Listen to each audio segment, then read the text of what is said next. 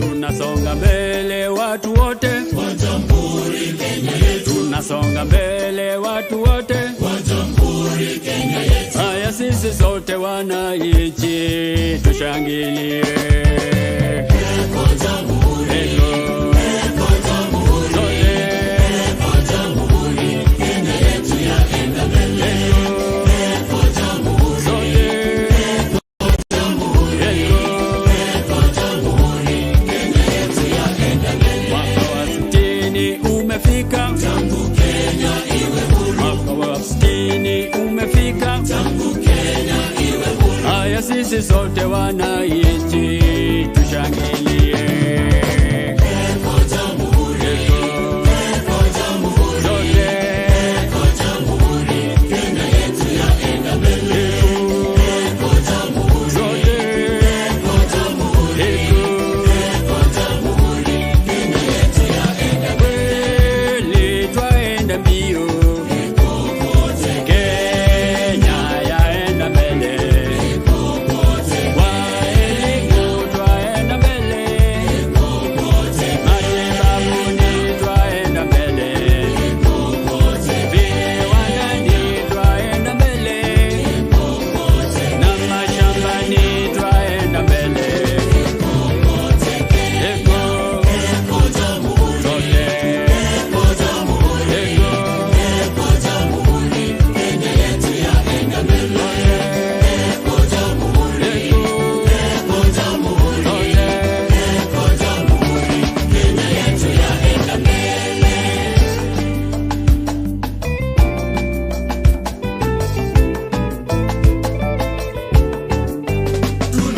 Tunajivunia Kenya nchi yetu, kweli yapendeza, kweli yavutia. Tunajivunia Kenya nchi yetu, kweli yapendeza, kweli yavutia. Kenya nchi yangu, nitaitoloza, nitailinda maishani mwangu. Kenya nchi yangu, nitaitoloza, nitailinda maishani mwangu. Ziwa la Victoria linaunganisha Kenya na Uganda, Kenya na Tanzania. Fika Mombasa, mito wa bahari, ogelea maji, jua tamu kuota. Kenya nchi yangu, nitaitoloza, nitailinda maishani mwangu. Kenya nchi yangu, nitaitoloza, nitailinda maishani mwangu.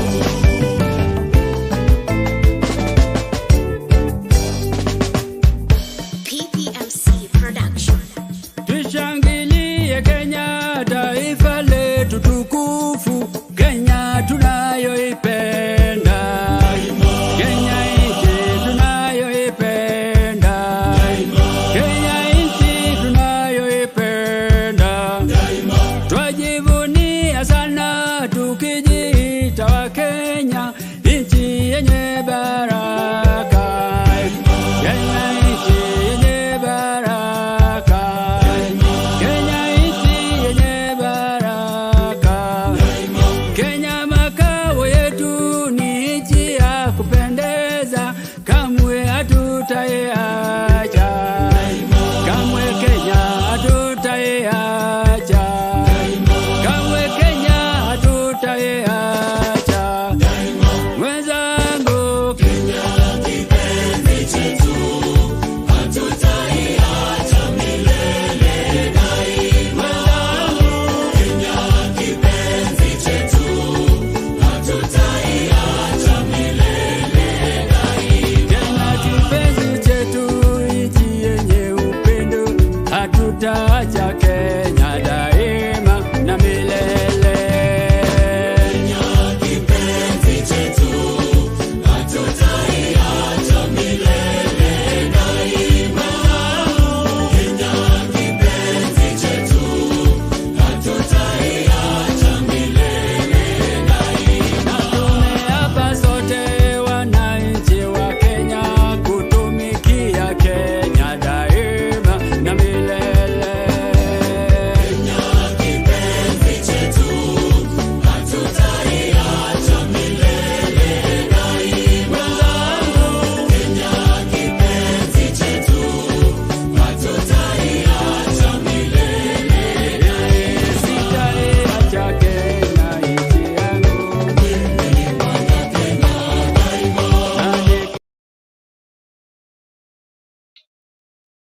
Mimi Mwana Kenya Daima, and of course, you know, that is the opening speech and also opening song for Afrique 24 political show that is happening here. And of course, this is Afrique 24. I am your host today, Confess Kimanzi.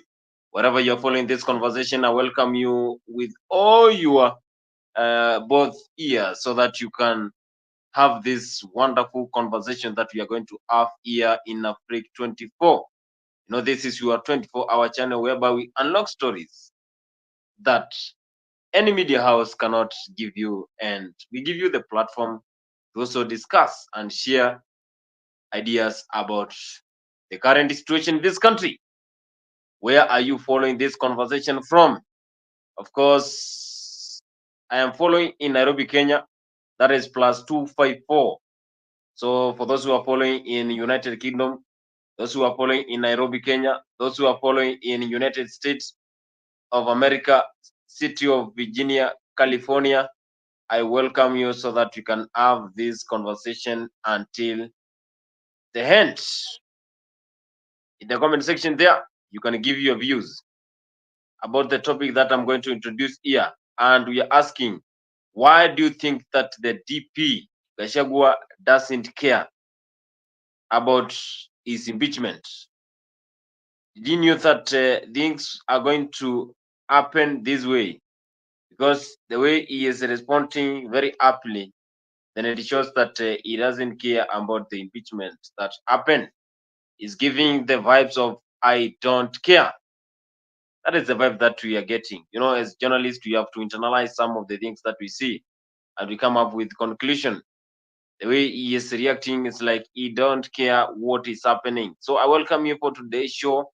Wherever you're following this conversation, you give us your views. Why do you think that the DP is so relaxed and like is acting like something did not happen? Like this is a big political downfall that it happened into his life, but still he's very happy.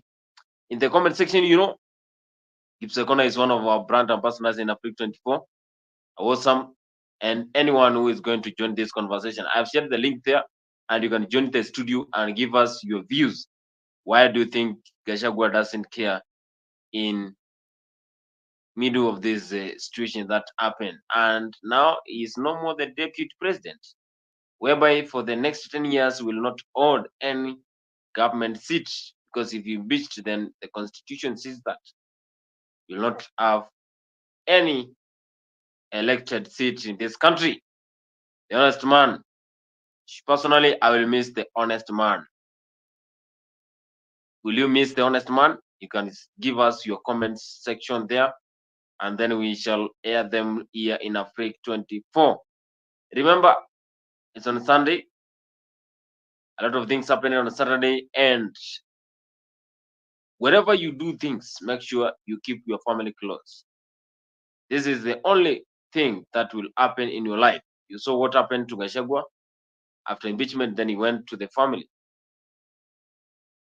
And his wife, Dorcas Rigathi, has been one of the best supporters when we have the ups and down. She has been supporting husband for a long time. And that is all what we are going to discuss here. And you know that the residents of Nyeri and Madira, they are so hurt about what happened in this country, whereby their son was impeached. Gipsakona is saying that Gachagua should not care because he will be back. How will he be back? And the constitution says that for the next 10 years, he will not be able to hold any political seat. Gachagua did Nyoro and Kalonzo will be back with the new party. That is Gipsakona. So you can join us through the comment section there and tell us where are you following the conversation from, and why do you think Gachagua is so relaxed, like nothing happened? And you know, this is a major downfall when it comes to the politics of the former deputy president of the Republic of Kenya, Rigathi Gachagua. Rigathi Gachagua. You have also seen how he has been given support by the clergies, He has been given support by different people. This is Gachagua. So where are you following this conversation from?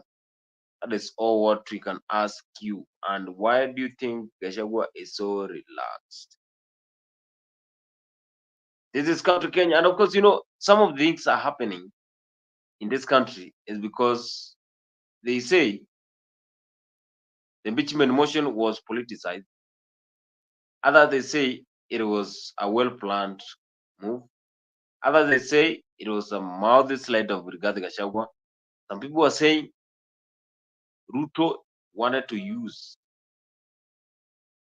the son of the mountain so that he can get the politics, so that he can win the politics of Mount Kenya.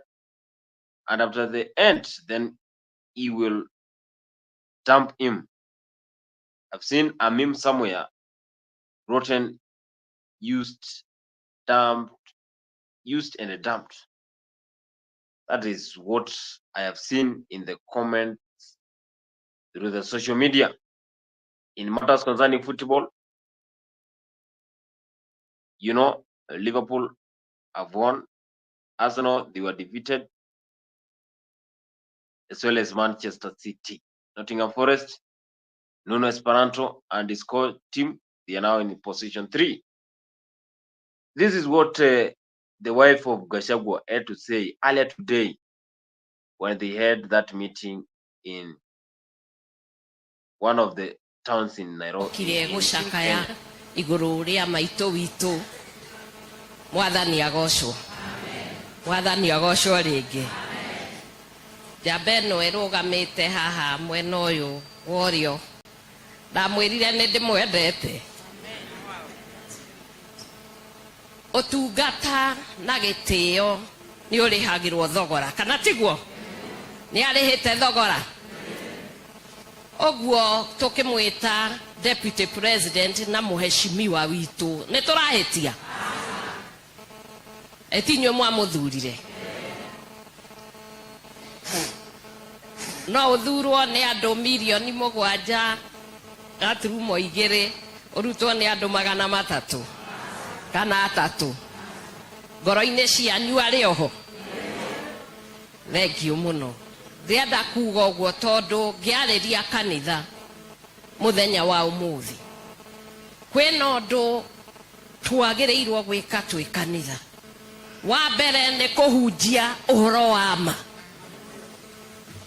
ndamwirire njitagwo Pastor Dorcas Wanjiko Rigathi ona twetu excellency ngimwira the most excellent name is Pastor Dorcas Wanjiko tondetirwo ona atari ingira siasa-ini ona ingira siasa-ini oume na acoke ngakorwo ongihunjia uhoro wa ma otoguo waigua kwina kihitahitano kana kwina ki thiini wa kuhunjia uhoro wa maito witu onoko ndire ndamuona ona ndire ndamugeithia umuthi niguo muthenya wa mbere kuona mbica yake nake akomete agacoka gukira karumbeta kahuhwo neo njuge maito witu ni marua mandike na makandikwo na rangi wa roho mutheru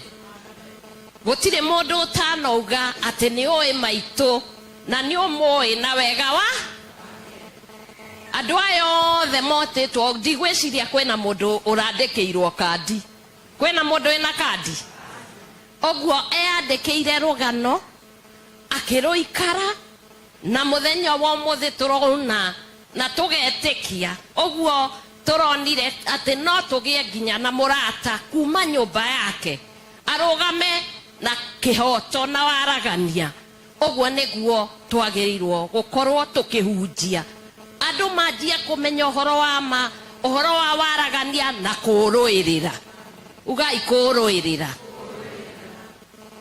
nego gukorwo na ituanda na ihahukanio nyingi nginya turaigua turerwo uhoro wa kuhunjia ati tukoya noti ugatwarira mundu ndiukane anginengerwo ni agutuika roho mutheru akaragia thiini witu kana nä noti tå rä gä thomaga no ningä thä inä wa gwä two na gwä tä ka thä inä wa mwathani toguo twä tä two twä pastors. We are people who have been called. We have a calling inside of us. We are bold as lions, and we are going to speak the truth, and we are going to preach this gospel. And this gospel, it was paid for by death of Jesus Christ. And that is why that cross has it's empty. There is no body there. There is no body in the grave. And this gospel is the gospel of truth, of peace, unity, and love. And we are going to preach it according to the way the Spirit of the living God guides us. So to many of us, do not be afraid.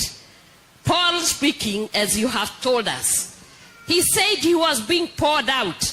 There was persecution, but he stood firm to speak the truth. Akirogama na kiugo kia Ngai na umireru no camba ona agitecagwo na niguo turauga kiugo kia Ngai nie ndi pastor ndioya andu ari angi ngutura ndikihunjagia ona hindi yo ndirari kou no ndirahunjagia ona riu ni nguhunjia na rucio no ngahunjia tondu nikio gitumaga andu makahonoka na riria tukahonoka ni tukona Ngai na nikio maitu riria akomete haha turerwo ni gukoma akome.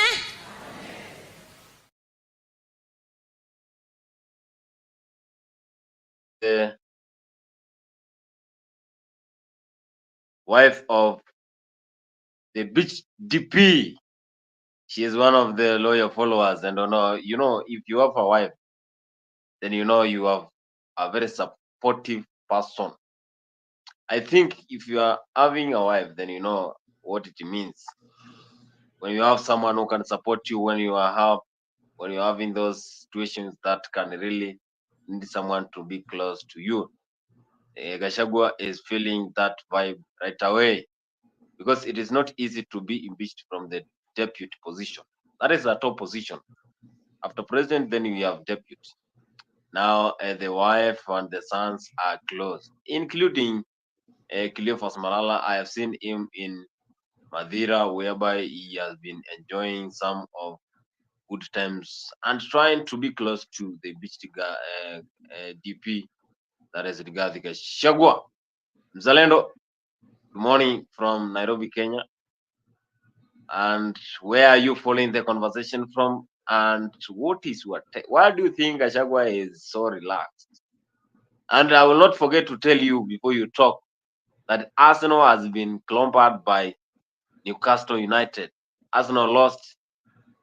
Yeah, you have to feel that pain. You always tell me that your team has the tick-tack. Where do you get those tick-tack?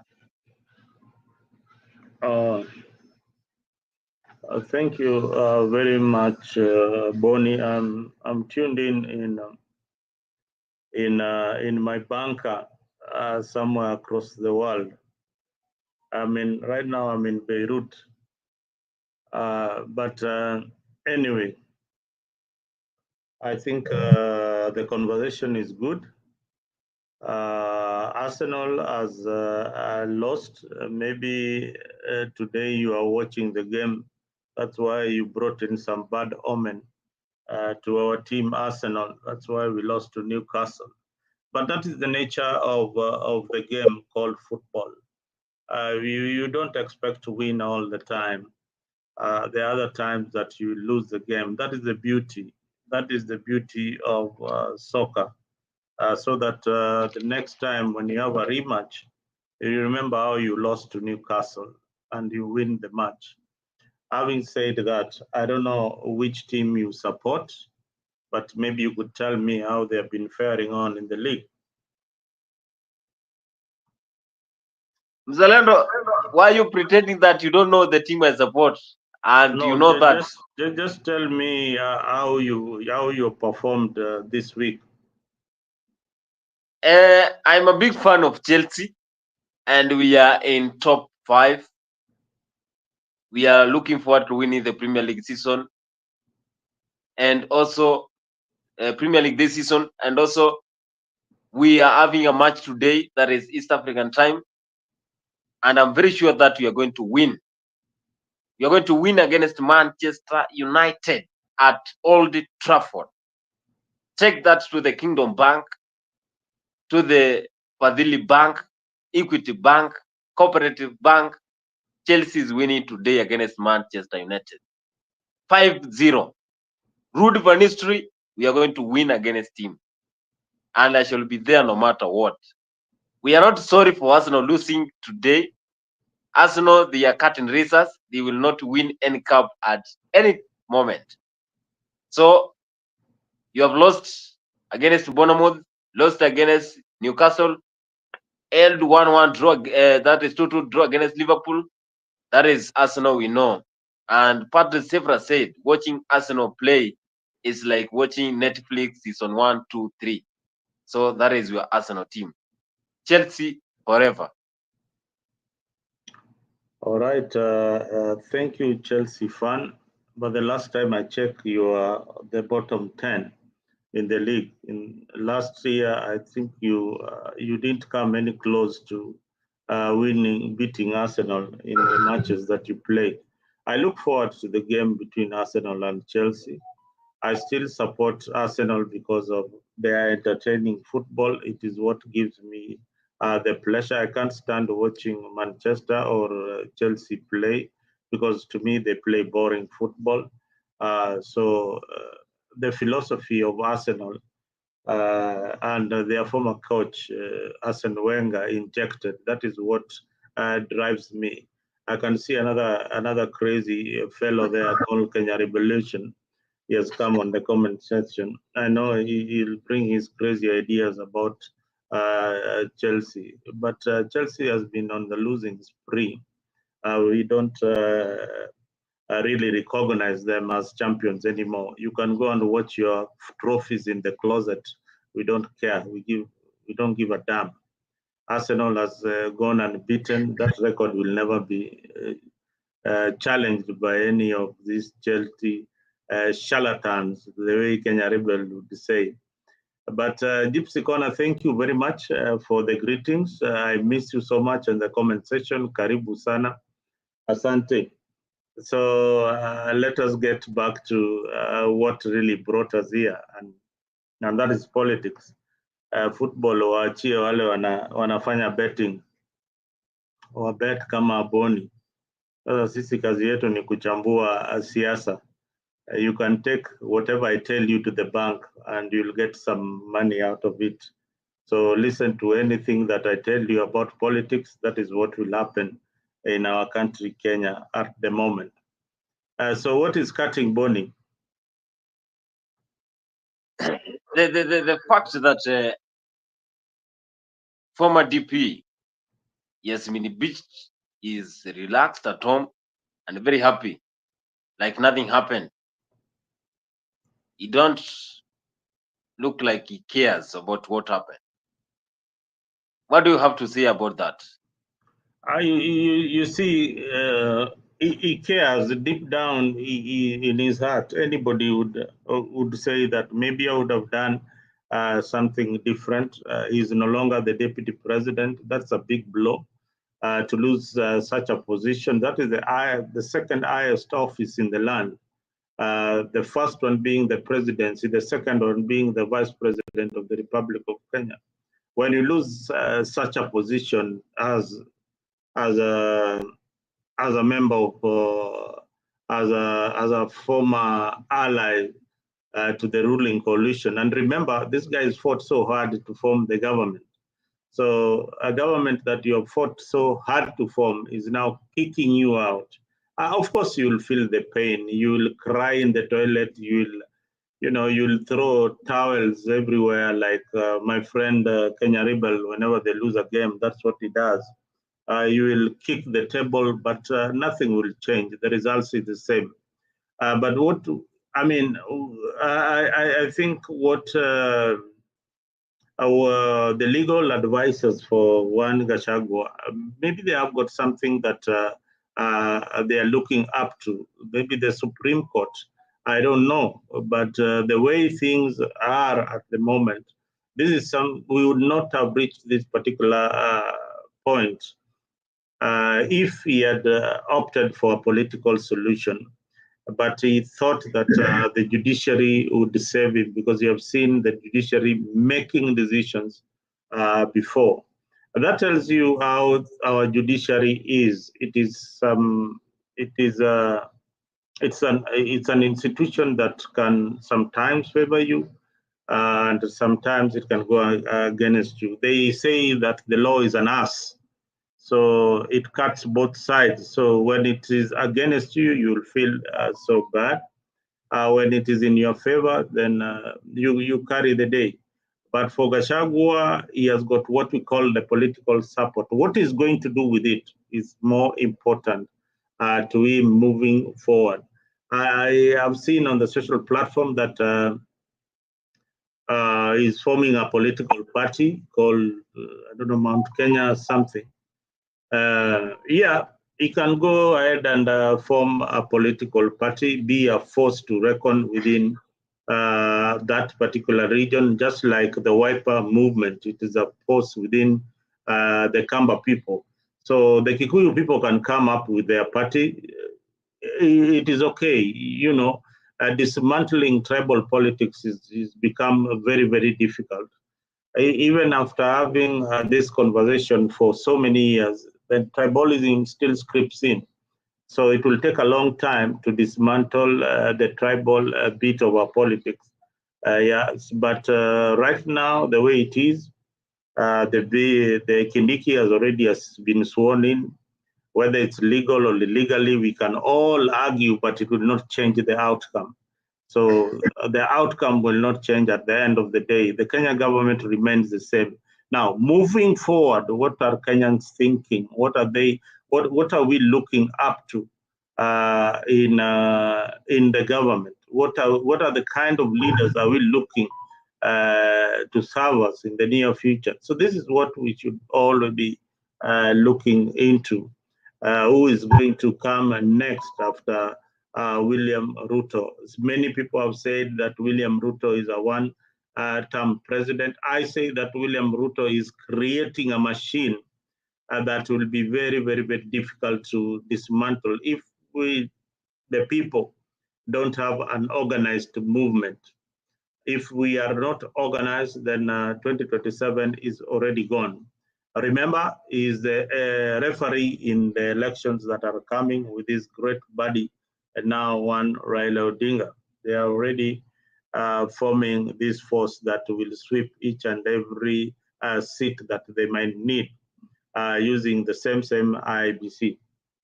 So Wakenya, ni wakati wa kujipanga, lazima mjipange, mjue hii story ni story ndefu sana. Now, Joanet Petra is saying that impeachment means can't hold any public office. This Mlalendo is clueless. No, I'm not clueless, Petra. I've just told you that Gachagua still has got the Supreme Court of Kenya. I didn't tell you that he can still go to the Supreme Court. I have not told you that he can assume any office. I am not clueless. I have got a lot of information about that. And I am also very, very sure that you don't know the duration it takes for you after being impeachment to vie again. So Gachagua can use his political influence to rally behind his people, to be a force in the political scene, not occupying a political seat, but just as a king maker. So that is it. Yeah. That is the Mzalendo, and of course, a lot of people are very active in the comment section. You can join the studio, and through the link, you will share your ideas live in Africa 24. We give you the platform so that you can share your ideas. Why Gachagua is so relaxed at home, like nothing happened. He is active, whereby a lot of people thought that he's going to relax at home and keep away from public appearance. But still, today, after Kithure Kindiki was sworn, he is still there. You know, very active and very, very vigilant. You saw how he was dancing, and also the wife is very active. That is something that Kenyans are really asking. Why did he make that public appearance immediately after Kithure Kindiki was impeached? That is Gachagua. And also, William Ruto has never responded to Gachagua's impeachment. Yet, we saw how they were moving all around. They were in Migori. I also have those clips when they were in Migori, Tharaka-Nithi, moving together. But now, after the brother, that is Gachagua, was involved in this impeachment, Ruto has never spoken. Mzalendo, why do you think that president has been quite all through since this motion was tabled?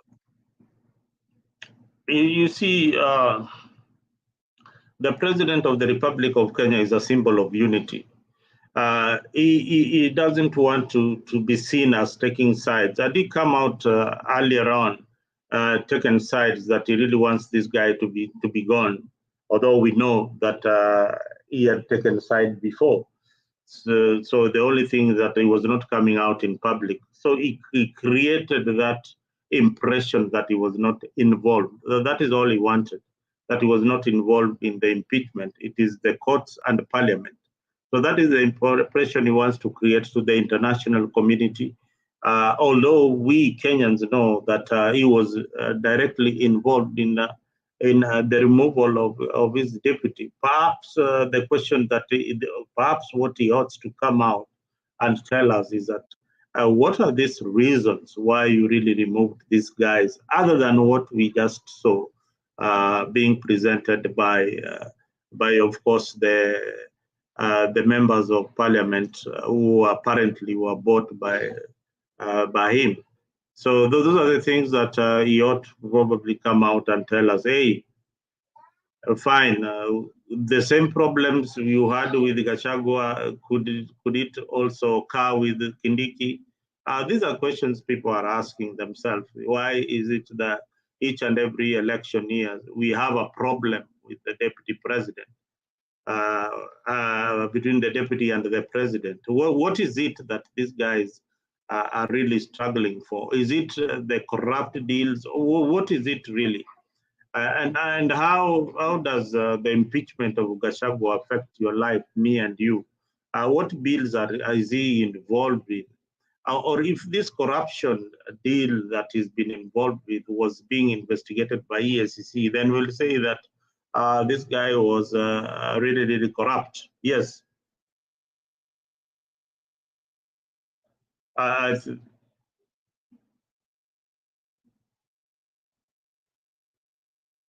was really, really corrupt. Boni, you ni mapema.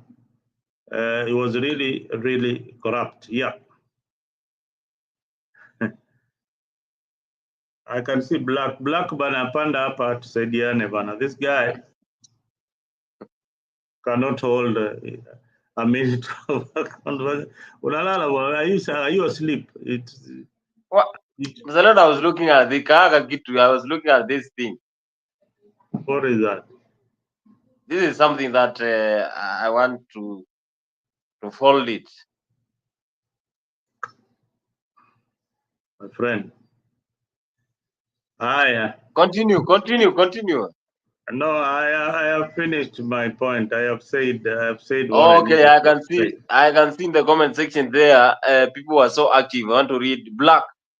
Karibu sana, umepotea sana Freak 24. Ingia kwa studio pale utuambie mbona unafikiria Gachagua ametulia, amepolea pale nyumbani. Gibson Kone is saying that Gachagua said that he didn't have problems with Ruto. It looks like the public is the one having problems with Ruto. That is Gibson Kona. Kenya Revolutionary, tunakutegea hapo kwa studio kuje sasa utupatie maneno ama unaongopa kwa sababu timu yako Arsenal imepotea. Janet Petro is saying that this is Kenya. This Kenya has only two politicians left, Raila Odinga and William Samuel Ruto. The rest are soldiers. Hey, why do you say that the rest are soldiers? Why do you think that Morara Kebaso is a soldier? Kenya Revolutionary, they are talking about football, and also Janet is saying that Gachagua has no influence. Don't get info from a man who believes Morara Gachagua I don't can. know Morara. Why are people saying Morara is a sorcerer? Why? I mean, we don't tell me where we have any hope right now. Ni wapi uko na yani some little hope. So just some little hope that this guy can bring change. Where? Anybody who has imagined that is giving us some hope apart from Morara Kebaso. Yeah. Is there anybody else who is giving us hope apart from one Morara? So I don't think that we should bring down the young man, but he's trying. He's trying his best. He's doing his civic education, trying to tell the people of Kenya, this is where your money is getting lost. And in politics, you have to stand for something. So he stands to fight the corrupt deals that are happening in Kenya. I know most of you are not aware of the things that Morara is presenting. So why even fight them? He's informing the general public. If that is the only thing that will make you support him, then so be it. Right now, we are all looking for somebody to occupy the space for the minority leader or the opposition in Kenya. I remember this, guys, that during Moi's time, we had one party rule, and the party was KANU. KANU ilikuwa baba na mama. KANU ilikuwa baba na mama. Kama ungekuwa unaimba hiyo wimbo ya KANU baba na mama, hakuna vile ungewahi kuwa kwa serikali ya Rais Daniel Moi. So kila mtu alikuwa kwa hiyo serikali. So what we have is the government of national unity. All the political parties zimemezwa. Sasa tuko na chama moja inaitwa GNU. And they're in the guise that they want to bring development together, nini. So hizo stories zote ziko hapo. So are we ready for it? That's my question. Zalando, what Sam is saying, the masterpiece tool Ruto applied to impeach Gachagua was being quiet. He never spoke about it to the end. Gachagua was left running round until he noticed it was not making sense. Do you agree that Ruto just used this as a tool, as a weapon? He never responded. You know, if I follow the clips that these two guys were having those conversations at Homa Bay, Western, Tharaka-Nithi, Meru, Chuka, you know, I don't believe if I was a politician, then I would fear being a political personnel, because how does things change when it comes to politics? You see how Ruto is lethal. Ruto is strategic. He's not I told you guys that Ruto is not your average politician. Huyu jamaa akunywi pombe, anaenda jogging asubuhi na akona kanisa katika ikulu, wanaomba kile kitu wote wanaiomba every Wednesday. So huyu ni mtu sio wa kawaida. Yeye anafikiria siasa throughout, na anajua adui yake ni nani and how they are going to deal with this guy called Mzalendo or Boni. Anybody that comes across, how they are going to, he plays, if anybody knows how to play the game of chess. In the game of chess, you have got a line of soldiers. We have got the pawns, we have got the knights, we have got the rook, we have got the king, and we have got the bishops in the game of chess. So, like in a war, the small soldiers, those are the pawns, they are sent to the war. They are killed very, very fast. So what he does is sends the Oscar Sudis with the information. If you want to kill that information on Ayua, then he sends these other soldiers, hey, fuatilia, na hivyo hivyo. But he is hiding the most powerful piece on the other end of the table. Yeah, this is the Gachagua is hiding that piece. So he is strategic. He will maneuver. He'll maneuver his ways. For you as a player in the game, you don't know what he's thinking of that on that board. Just the same way Raila is now on that board. He is strategically making moves that favor William Ruto. But once William Ruto is done with him, he will definitely throw him out. So that is exactly who William Ruto is. He will look at the most valuable piece at the moment, the one that he needs to keep, and that is what he will keep. The ones that he doesn't need in his team, he will sacrifice that immediately. So Gachagua was a piece that was not vital in his team. He was sent out there like a pawn.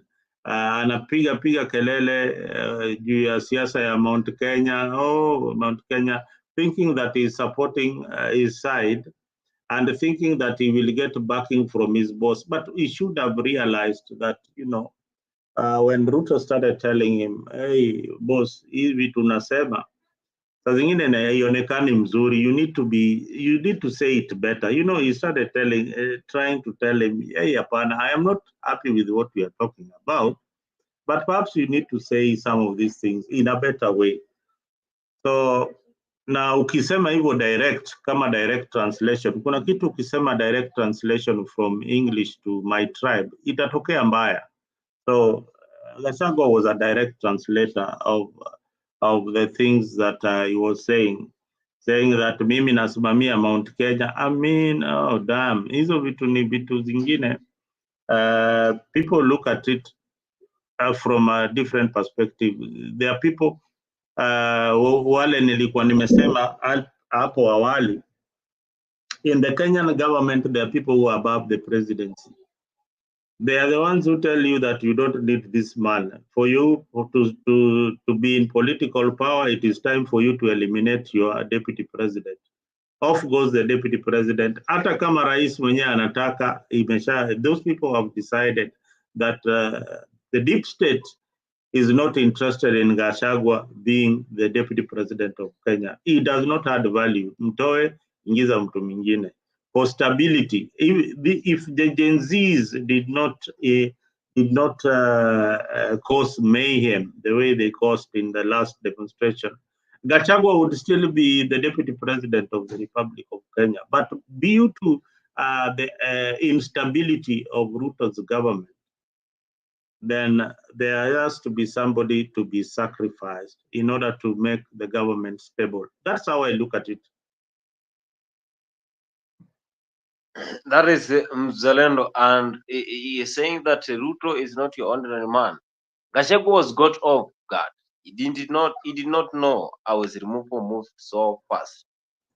And also, Ruto is a smart guy. There is no one else who can match him. And also, I hope Gachagua clears his name so that he can run for future election. It will be interesting. That is awesome. Kenya Revolutionary, awesome, Black. The journey in the comment section. They are saying that awesome is saying that Ruto was got off guard. That is Gachagua was got off guard.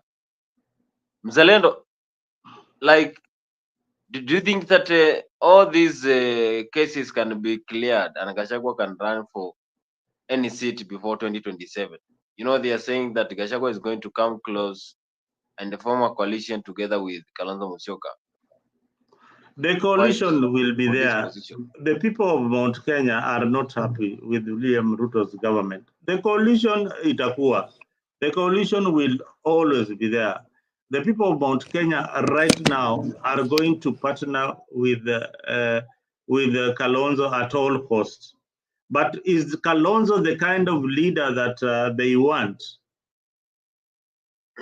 And are they able to sacrifice their position and say that, you know, we are going to support somebody else for the presidency to go against William Ruto? Remember, Mount Kenya block is a very strategic block for any politician. If you can get that block, you are halfway. You are almost halfway the race. You only need a few people to join you from other communities. Yeah. Yes, Kenya Revolutionary, karibu sana, shabiki mkubwa sana wa Crystal Palace. Tuambie maoni yako ni gani kuhusu Gachagua vile ametulia huko nyumbani, ni kama hakuna kitu ilifanyika. No, I just wanted to ask one question. Why do we keep on saying that Ruto is smart? What's the reason why you say Ruto is smart? Mzalendo is the one saying that, together with the Awesome and also Gibbs Ekona. What makes Ruto smart? I'll give you whatever minutes you need to explain why you think Ruto is smart. Mzalendo, you can explain to that.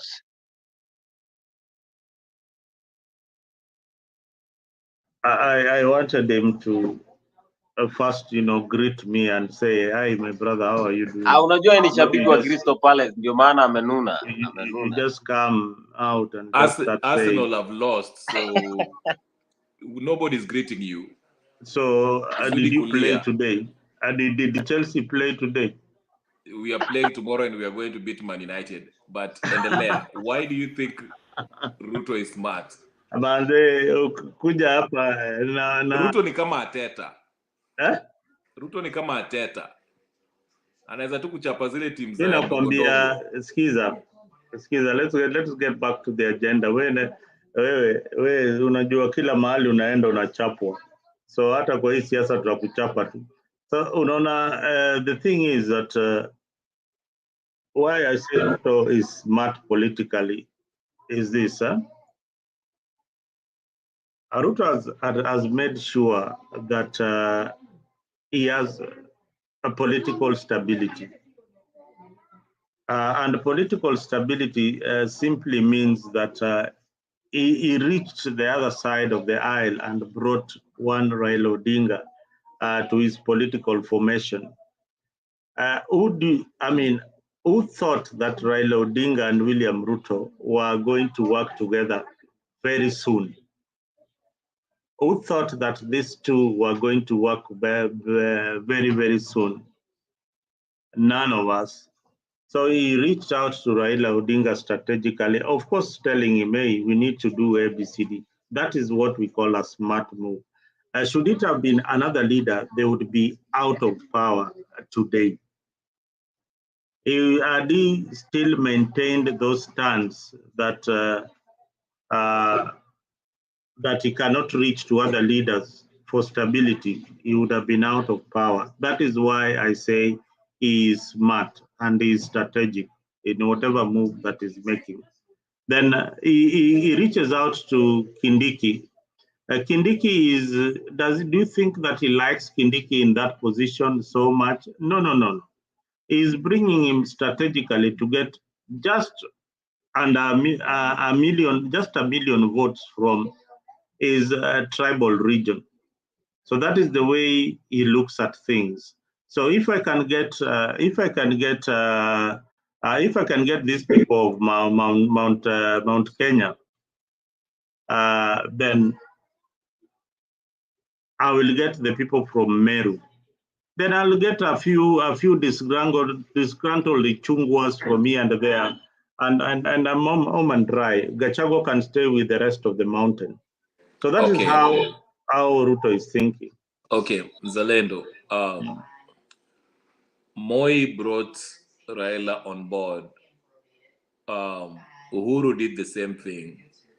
Raila, we all know, is a political prostitute. You don't need to be a genius to figure that out. You pay him and he does that. Bringing in Kindiki is not a great move because, first of all, the whole process was unconstitutional. Okay? We know about juris pesa. Kindiki does not qualify to be deputy president. So there's nothing genius about what Ruto did. If anything, he is proving to be a dictator. He's using force and state machinery, just like Uhuru Kenyatta was doing. There's nothing genius about what he's doing. So let's stop with this. Ruto is a genius. He's not. Ruto is a thug, just like Uhuru Kenyatta was a thug. These are not clever people. So when we talk about political intelligence or geniuses, let's be very, very clear. There's moves that one can make, and you can say, okay, how you can sway people, because in a democracy, you use persuasion to sway people. You don't buy people and rig yourself and use coercion, abduct your opponents, and then you call them a genius. I mean, what are you talking about? Are you? Kenya Rebel, I am talking about political stability. I am talking about when you get into leadership. When you get into leadership, no. Who was making the most noise? Is it Raila Odinga or Kalonzo Musyoka? Okay, newsflash: we don't have political stability. We don't. Just because we are relatively peaceful right now does not mean that we are politically stable. Mzalendo, anytime now, Kenya can erupt into a civil war. Anytime. You never know. You can see the political tension, whether it's ni Mulima, ama ni uko Rift Valley, or whatever the case. Don't be fooled just because it's quiet and think that things are stable. No, it's not. You can just go on your Twitter page and see how people expressing themselves on the dissatisfaction with the abductions, the killings, the looting of public resources, the contravening, how they're contravening the constitution. And even Abdel Nasir wrote this. He said that the decision that these judges are making will one day make this country burn. And we are heading there. So you can't say that we have political stability just because we haven't seen people start burning them, killing each other in a larger scale. Anytime now, Kenya can erupt into civil war. So Ruto hasn't done anything to bring political stability. He's just using his money and state machinery to try to manipulate people and give this false sense of security that we have in Kenya. So I disagree with you that he's a genius. He's not. By no means, he's not. Go ahead. There's a Kenya revolutionary saying that Ruto is not smart guy. We joined by Dave Nixon Omino. Dave, welcome to Africa 24. Give us your opening remarks. And why do you think that Gachagua is not bothering his impeachment? Yet we know that was a very big blow to the former deputy president of the Republic of Kenya. Wow, you see now the problem of joining in the middle, like you just face the finance direct from wherever you're coming from. I think I mean it's fate, and fate has it that I mean that is the farthest it could have gone, or the farthest it could have stayed as the deputy president. Because from the look of things and how quick and fast things happened, everything was underway. I mean, the whole process, everything was in plan because, I mean, all the dignitaries were there. The special envoys, the ambassadors were there. And, I mean, the court lifted the order around 8 p.m. in the night. So at what time were these people invited? And, I mean, I think too, it was just taking time to believe. And constitutionally, like, unless things change, unless we fight it all the way to the Supreme Court, which is going to be a challenge as well because it is the same Chief Justice and our team that's in the new Deputy President. So unless he fight it over till Supreme Court, but right now as things stand, I mean, in terms of politics, he can just be a matchmaker, but he can never be actively in politics because once you are impeached, which means you don't have the capacity to vie for any seat unless things change. But as things stand, I mean, amefika mwisho in terms of political career. But he can be a game changer. And I think he just accepted the fact that he was never wanted there. You see, I mean, it usually takes time for even us to just digest and digress and accept situations. But once you accept, everything will be good. It's never do or die. But in terms of what is happening, I told you the other day when we were having a casual talk that there's something happening and very few people happens to be seeing it in terms of IBC reconstitution, where, I mean, the president is just playing games and nobody knows. But few of us anticipate that already is planning for his succession and is planning on which commission is going to rig in whoever he wants to be president in 2032. That's why he's buying time to put in the new commissions in place, because commissions have 7-year term.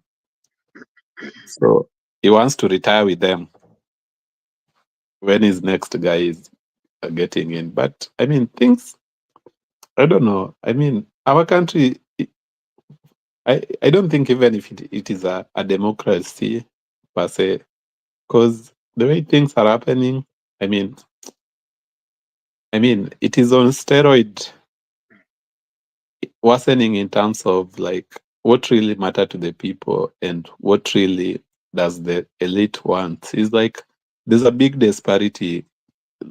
Like people are living in two different worlds. Politicians are in their own world, people are in their own world. Far away, like very divergent worlds. I don't think at any point or any time soon they'll ever meet. So it's a challenge. That's my general observation as I listen more to know what's going on. Thank you, Dave Nixon Omolo, for that wonderful submission. And of course, Can I say a welcome to statement real quick? It is Omino, Yes. sorry, not Can Omuno. I say a statement real quick? And No, let him pronounce my name right. okay, Dave pronounce his Nixon name. Omino. Yes, sir. Sorry. All right. Can you can continue. No, I was just curious because last week, before this whole illegal proceedings by Kindiki and all those clowns that attended that KICC event, it just struck me. I don't know if it's a coincidence. The same day last week, I think it was on a Wednesday or Thursday, that the ambassador to the U.S. ambassador to Kenya, Meg Whitman, went and paid a visit to the what's her name? The CS in the Ministry of Defense, who is rumored to be Ruto's side piece. What's her name? Saipan, whatever. Saipan Tuya. Saipan Tuya, whatever her name is. Saipan Tuya. Anasema Yes, Ruto anaendelea kupanda miti na Saipan Tuya. Okay. The same day, the president met the head of CIA. Okay? The same day. Now, it reminded me of a book that I read a few years ago that is called Trials of Henry Kissinger. And in this book, it basically shows how Kissinger, through the CIA, were using police forces to abduct people, political dissenters. For example, like, CIA, the ones who put Pinochet, General Pinochet of, Chile, who has long died or whatever the case is.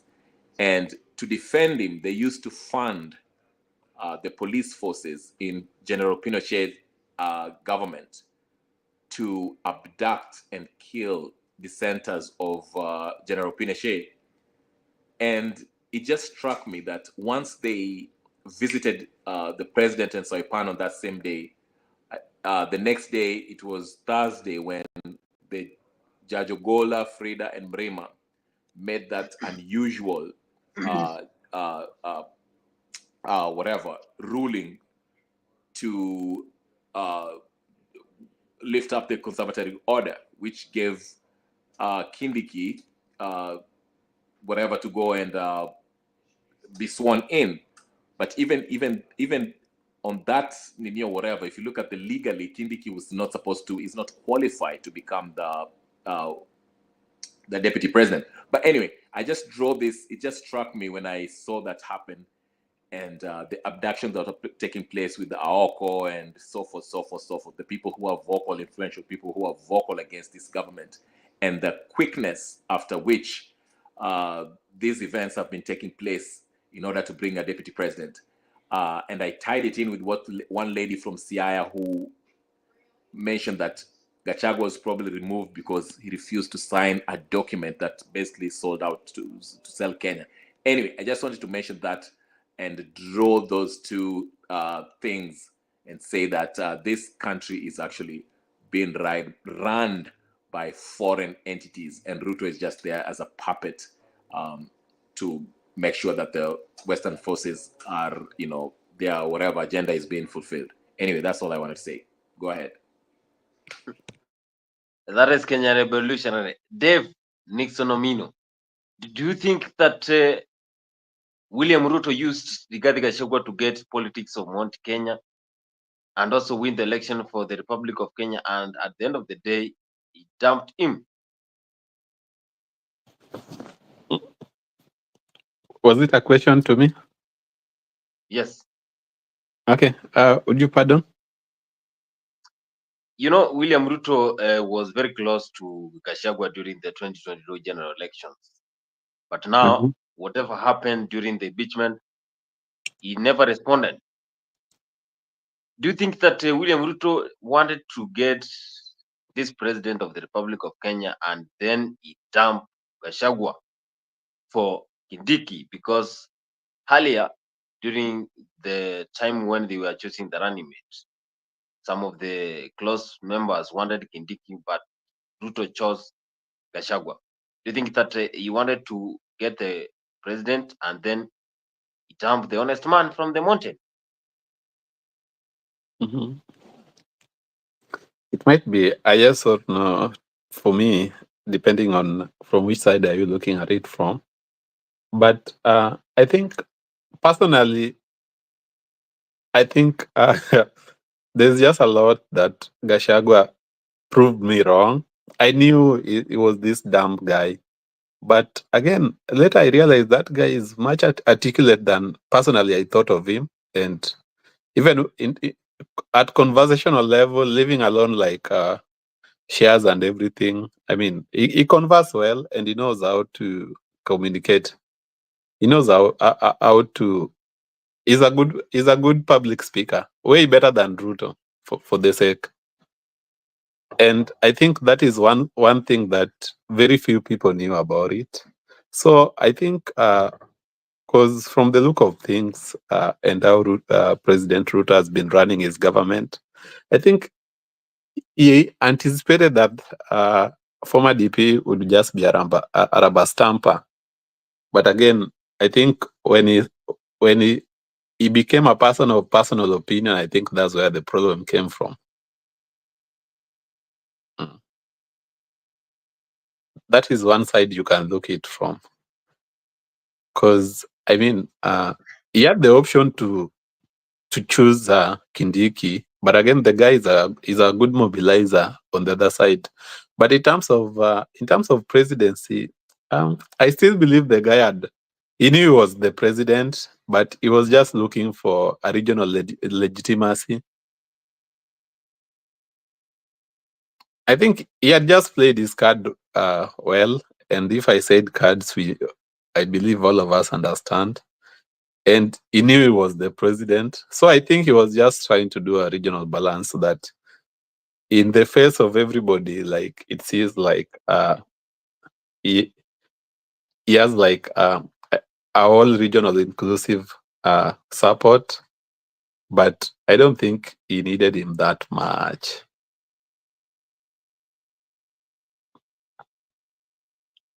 That is Dave is saying that he doesn't think that he needed him that much. And of course, Kenya revolutionary. What do you think are the key allegations against Deputy President Rigathi Gachagua, and how Just a have quick, they impacted his political career? just a quick note. Former deputy Rigathi Gachagua was not stupid. He's very intelligent. He might not be articulate, but he's smart. Okay, he was not stupid. He wasn't articulate. Just to clear that up. As far as this regional balance, Ruto can have Jesus Christ himself to campaign for him in 2027. He won't win.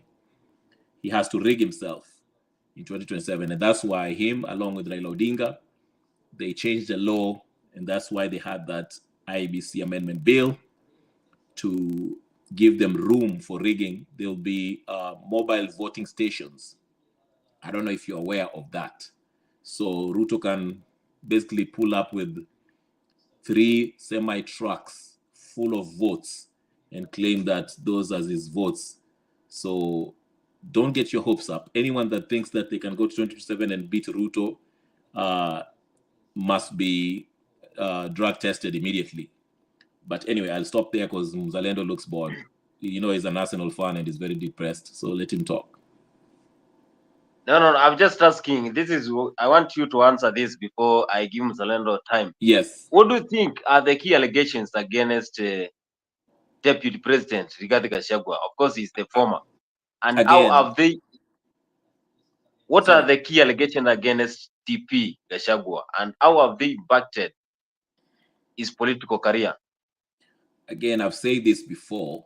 There were 11 of them, and none of them could be proven by the Mutuse and whoever moved the motion. Okay. Again, there are some people who say it is not the Senate's job to prove that these allegations are true. And I tell them no. It's actually yes. As senators are supposed to ascertain as to whether these allegations are true, because in an impeachment process, the Senate's function is semi-judicial responsibility. They have a semi-judicial responsibility.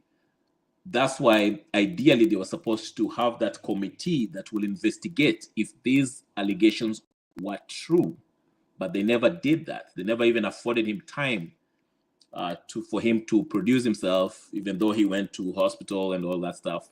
They never gave him time to show up and be cross-examined. They had 74 days. They never gave him that time, okay?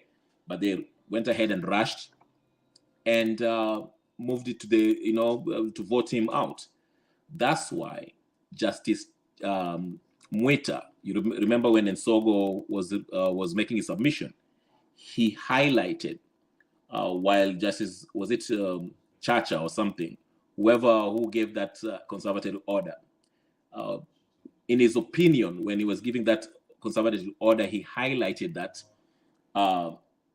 the 11 allegations that were brought against the deputy president so far were not proven, okay? And there's reason to believe that his constitutional rights were violated, okay?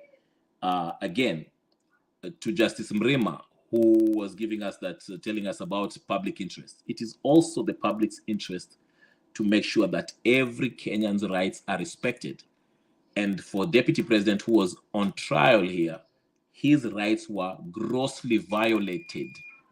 None of the 11 charges were proven. None of it was ascertained. They kept on telling us that he has 22 companies. Is it illegal to have 22 companies? I mean, you saw how Mutuse looks stupid. But anyway, to your answer, I'm just saying there was gross violations of deputy presidents, now former deputy presidents, rights being violated, even the procedure, how these judges were impaneled. We can go through all that, but this is just, it shows how much Ruto has usurped power to a point where people cannot find justice, especially if you're going to challenge him on the dictatorial decisions he's making. So to your answer, I don't even remember the question, but I'll just say that none of his charges were proven to be true. And so if you had a fair trial, he would still be the deputy president. But Juris Pesa won the day, and now we have that thug, Kindiki, along with his master. Kenya's been ruled by a mafia, so there's that. Thank you. That is a Kenya revolutionary saying that Kenya is led by mafia. Again, I want to ask Nixon. Nixon, how have this allegation impacted political career of the former TP Rigathi Gachagua?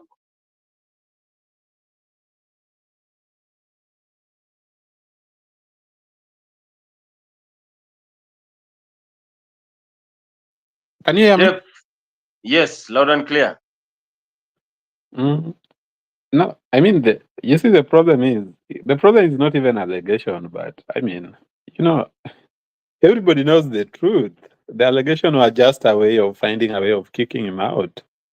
But I mean, personally, from my personal understanding, from my profession, I mean, whatever tag I could put, like nothing was substantial enough to kick somebody out of his position. Because I mean, whatever he was talking about, I mean, that's the politics of Kenya. I mean, yourself, you avoid, and it's not even the tribal. Even when you get to the tribe, there's also like, it goes all down to even the clan, even to individual families. That is the nature of our politics, and everybody knows it. I mean, everybody knows that. So, I mean, the allegations, I mean, the problem is just that his political career is over, but again, he can still be a matchmaker.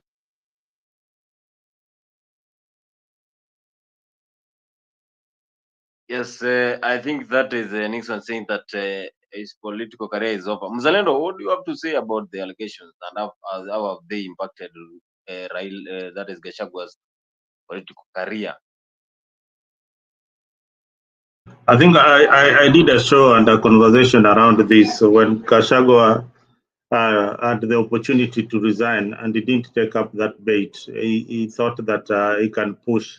Gachagua is these guys who are wired differently. He comes from the administrative kind of thinking, madio na machifu wa kitambo. So he thinks that, anafikiria kama askari. Yeah, so that is who Gachagua is. So he had to fight and fight to the last man, and the last men and women he met are the people in the judiciary who had already been compromised. Now, does he still have a chance? Yeah, he still has got one more step, and that is the Supreme Court.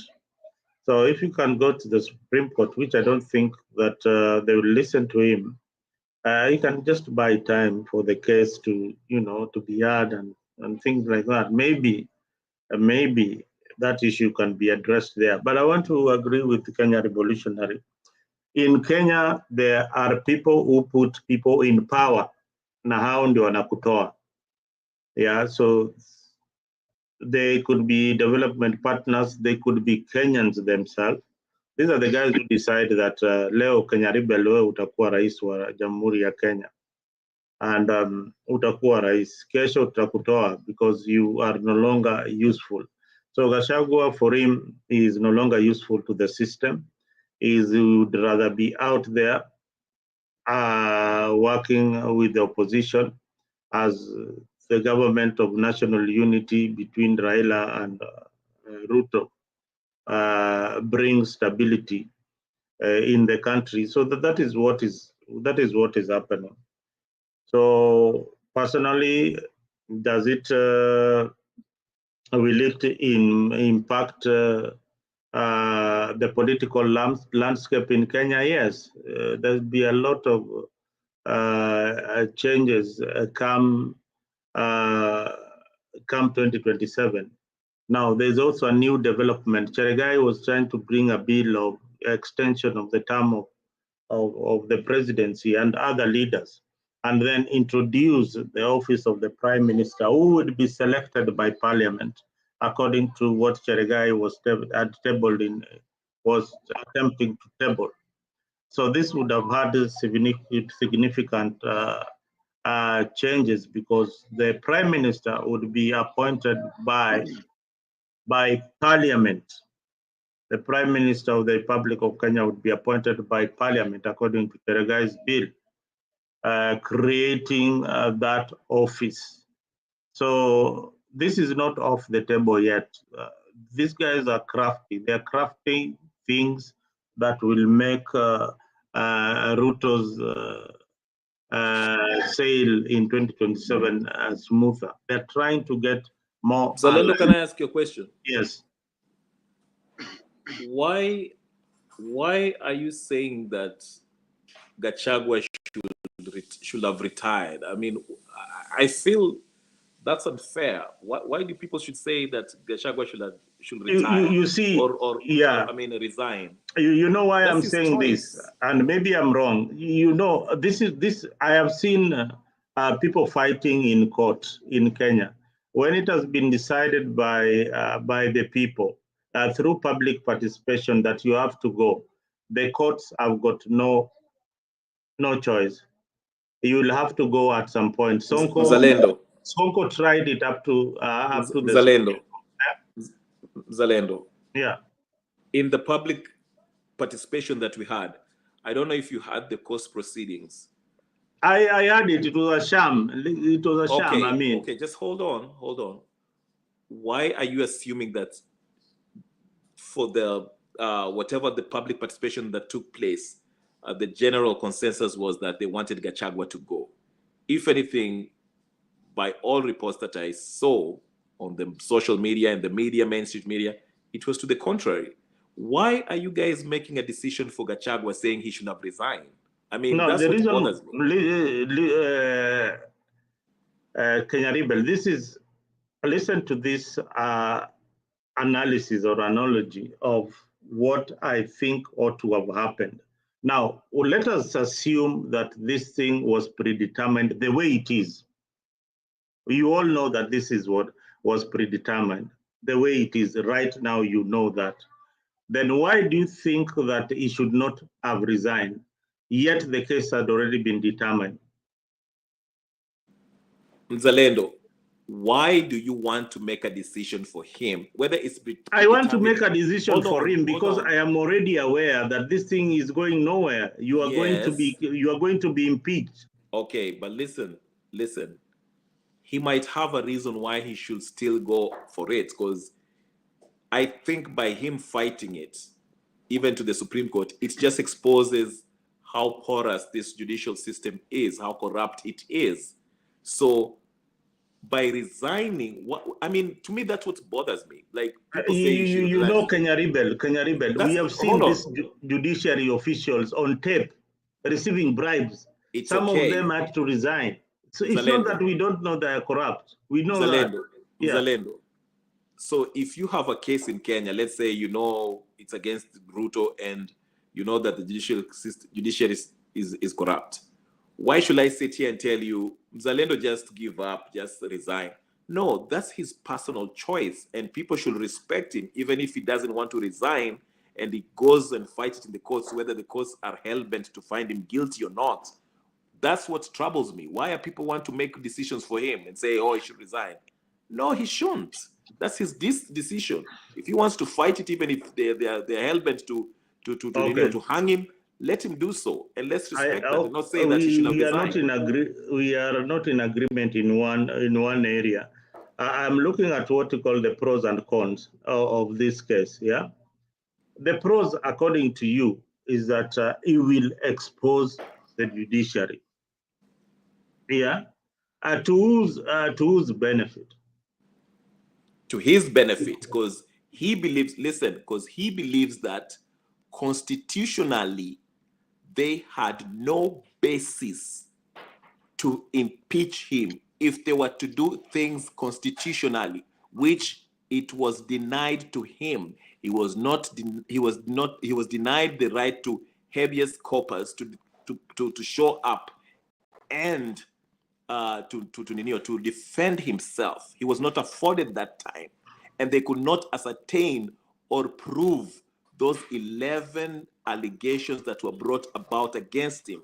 The word that I was looking for was the Senate has a quasi-judicial function when it comes to impeachment process, which means they were supposed to have a committee, I think of 11, that was supposed to look into the 11 allegations and come up with a report through an investigation to ascertain whether those allegations were true or not.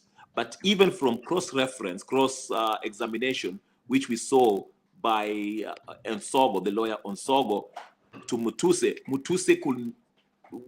said it on tape in front of the nation that he could not even one of those allegations.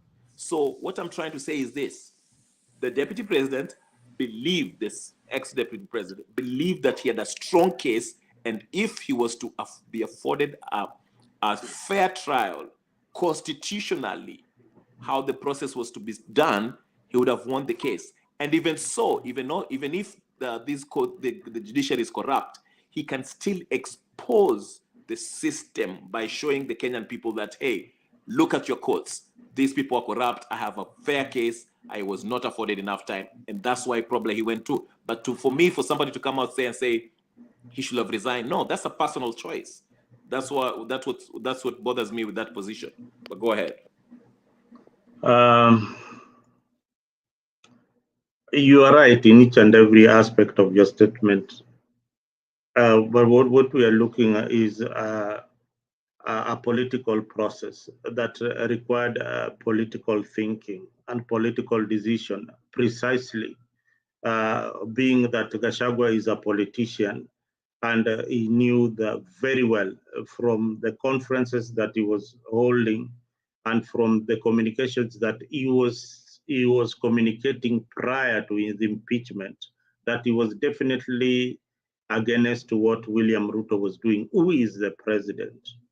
But how was he approaching it? He knew that he had got the facts, the way you are saying, that will challenge the outcome of the impeachment in his favor. But now there is a but. Should it fail to challenge, will he have exposed the judiciary to his benefit? It is not about, actually, to some extent, yes. First of all, the impeachment process is not a political process. It's a constitutional process. We can argue about that. It's in the constitution, is it not? Because this Article 150. Gachagua is a politician. Mzalendo. Whatever case that whatever case that was brought before the judiciary is political. Calm down. Article 150 explains the grounds of how a deputy president should be impeached, or whatever, why he should be impeached. Okay, so the process is spelled out in our constitution, how and what and who should hear the case in our constitution. So there's nothing political about. Now, the motivation behind the motion to impeach Gachagua might be political. Now you can argue that it was politically motivated to bring in a motion against Gachagua, but the process is not political. The process is constitutional. That's why the whole process is spelled out in ABC in the constitution. And that's why Gachagua, all he was asking, he thought he had a good case, and I believe he had a good case, that if the process was to be followed, the constitutional process, they had no case against him. That's all I'm saying. Anyway, and this is what I'm telling you. The process was initiated politically by a politician. All right. The Article 150 of the Kenyan Constitution is what you are referring to. Article 150 cannot come into play without a political process. I said the motive. How will Article Listen. 150 be used listen to my without statement. the first step Mzalendo, of the political process? Listen to my statement. Yes. I said the motive to bring the motion against the deputy president was political. The process is constitutional. Yes, the process is constitutional. Let me finish. Yeah. So that's why I'm saying you can't say that this was a political process. It was not a political process. It was a constitutional process motivated by politics of the day. There's a difference.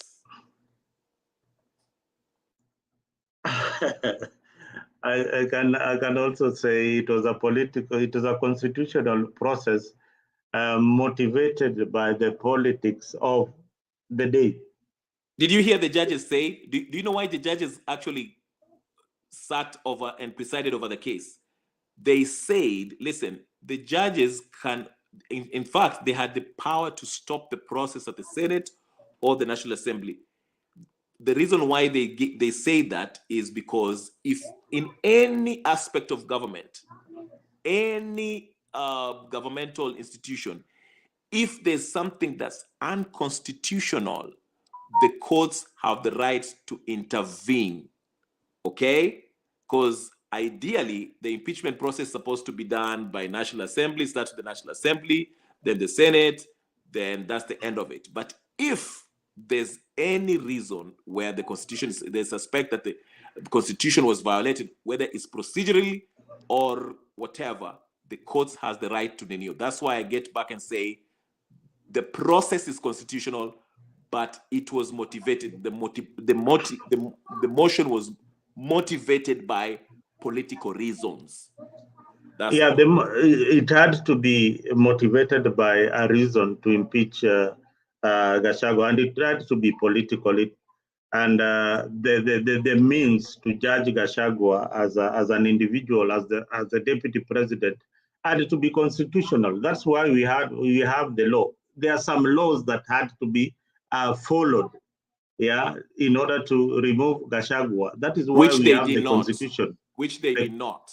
That's why we have the Constitution that follow the constitutional means to remove Gachagua. Yes, though you might not like him politically, but there is a constitutional means of following Gachagua. Which was not followed. Wait a minute. As it stands right now, Gachagua is no longer the deputy president of the Republic of Kenya. Constitutionally.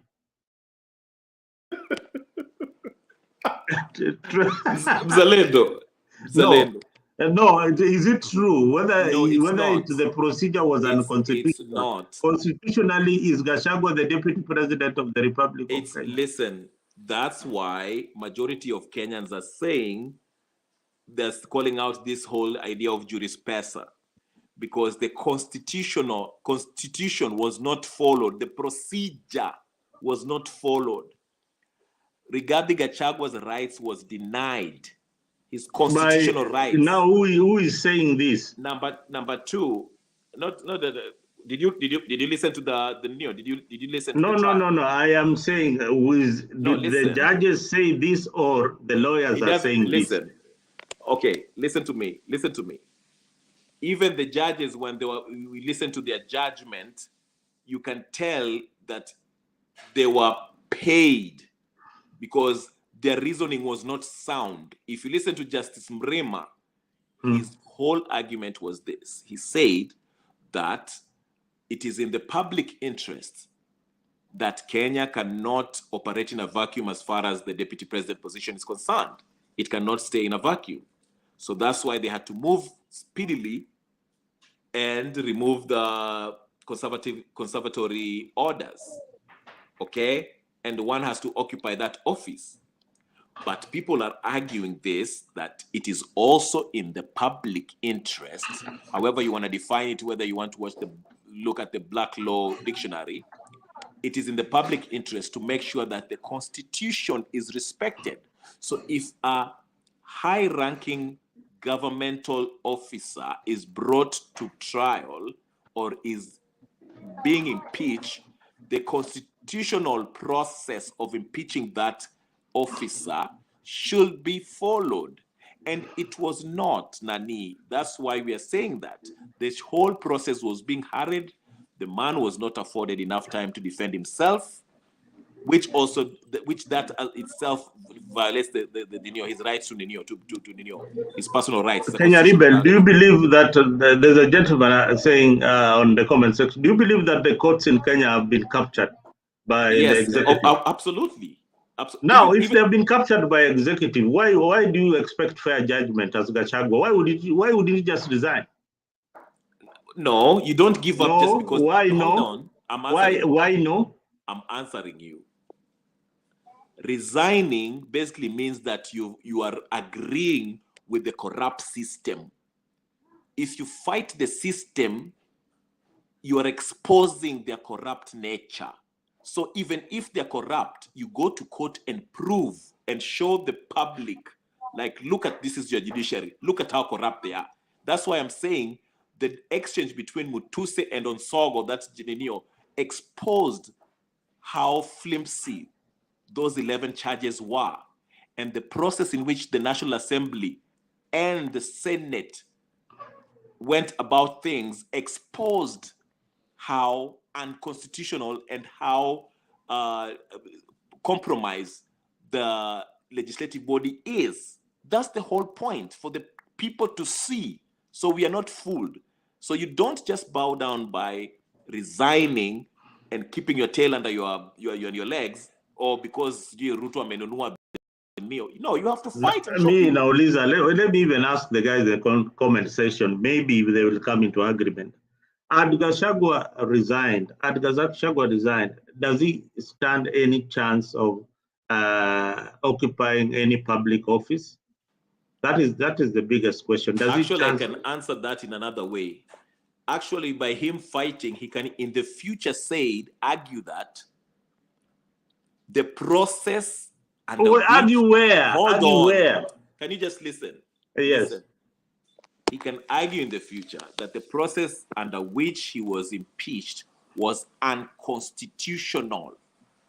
So this whole 10-term, 7 years that I should be out of politics is null and void. That's why he's not fighting. If you have a judge that... Well, the Kenya Rebel, no wonder you support Donald Trump. No, listen to me. No, I'm not a supporter of Rigathi Gachagua, but right is right, wrong is wrong. Any day of the week. You know, I don't support Gachagua in any case. Me neither. And listen, for me, I feel that, okay, fine. Gachagua alikuwa na makosa zake, which I think he needed to get his time in court and get a fair judgment. That's what we are talking about. Which he didn't. Which he didn't. We all know that he didn't. Okay. We all know he did not get a fair judgment. Okay. Before the judgment, we all knew the outcome. Or didn't you know the outcome? No, I actually didn't. You didn't? No, I knew the outcome. No. I knew the outcome. There was a lot of irregularities in forming that 3-bench judge. And if you follow the Mutuse's argument, but that's not a reason to resign. That alone, the hurriedness of constituting that bench alone would tell you, even the sham process in parliament would tell you that this thing is being pushed by someone, and I don't have any means to survive. Having been in government. Okay, so this is a guy, this is not your ordinary guy. This is a guy who has been in Moi's government. He has been in Kibaki's government. He has been in. He has been That doesn't Uhuru's mean he doesn't personal deserve a fair trial. assistant. Doesn't Yeah? mean that he doesn't deserve a fair trial. Everybody deserves a fair trial. Najua, he doesn't. But we are in Kenya, bro. I know. Uko nchi gani? Huh? Uko nchi gani bana? We are in Kenya. I know. These courts are in Kenya. They're not in the US. They're in Kenya. Know. Even if they were in the US, you know that the courts are manipulated by the system, depending on which state you are in. Zalendo. Ruto wanted Gachagua to resign. He did the right thing not to resign because he believed he was the right. We, the people of Kenya, saw that, in fact, majority of the people, if you're talking about public participation, if you look, majority of the interview people were saying, we do not support Gachagua, we don't care about his politics, we know he's a corrupt whatever man, but he deserves a fair trial like anybody else in Kenya. And for that reason, if they were to go, let them all go because they are all corrupt. So it is not fair. Listen to me. Yes, it's not fair for him to be unfairly impeached, unconstitutional process of impeaching him while the boss is up there also giving is unconstitutional. You understand what I'm saying? So what I'm trying to say is this: you don't just resign and bow down because the system is corrupt. Think about it like this: what if we have a Supreme Court judge who comes in after Uyu Koome, okay, who is fair, the Maraga type, and Gachagua goes and takes his case to the Supreme Court, and they overturn the decision based on the evidence and how constitutional the process was. What if? That's the reason why you do not resign. Go ahead. Yeah, there is a lot of what if. Now, there's a question posed there by Alsan. Kenya Rebel, what could be wrong if Gachagua resigned? What could be wrong is that if he knows that the 11 charges that were brought against him is nothing but falsehoods, why then should he resign if people are lying on him? It's a matter of having a conscience. If people are saying that Mzalendo wewe uliba kuku saba, resign, and you didn't aukuiba your kuku, why should you resign and you aukuiba your kuku? It's about, that's why I'm saying right is right, wrong is wrong. It's simple as that. Why do you want to make a decision for him? What I felt, and I still have strong feelings about it, is that if he had resigned, then it gives, because he's a politician, it gives him another day in 2027 to face the same William Ruto on the ballot. So kwani Mzalendo Gachagua alikwambia anataka kuitisha kura 2027? Thank you. Yeye ni Mkenya, kwani yeye ni Mkenya na yuko above 35 years old. Si anaweza But kuwa president. that's his decision, Mzalendo. Why do you want to make decision for Gachagua? No, but you see, You are making decision for Gachagua, bwana. Okay, fine. Gachagua wanted to resign. Didn't want to resign, and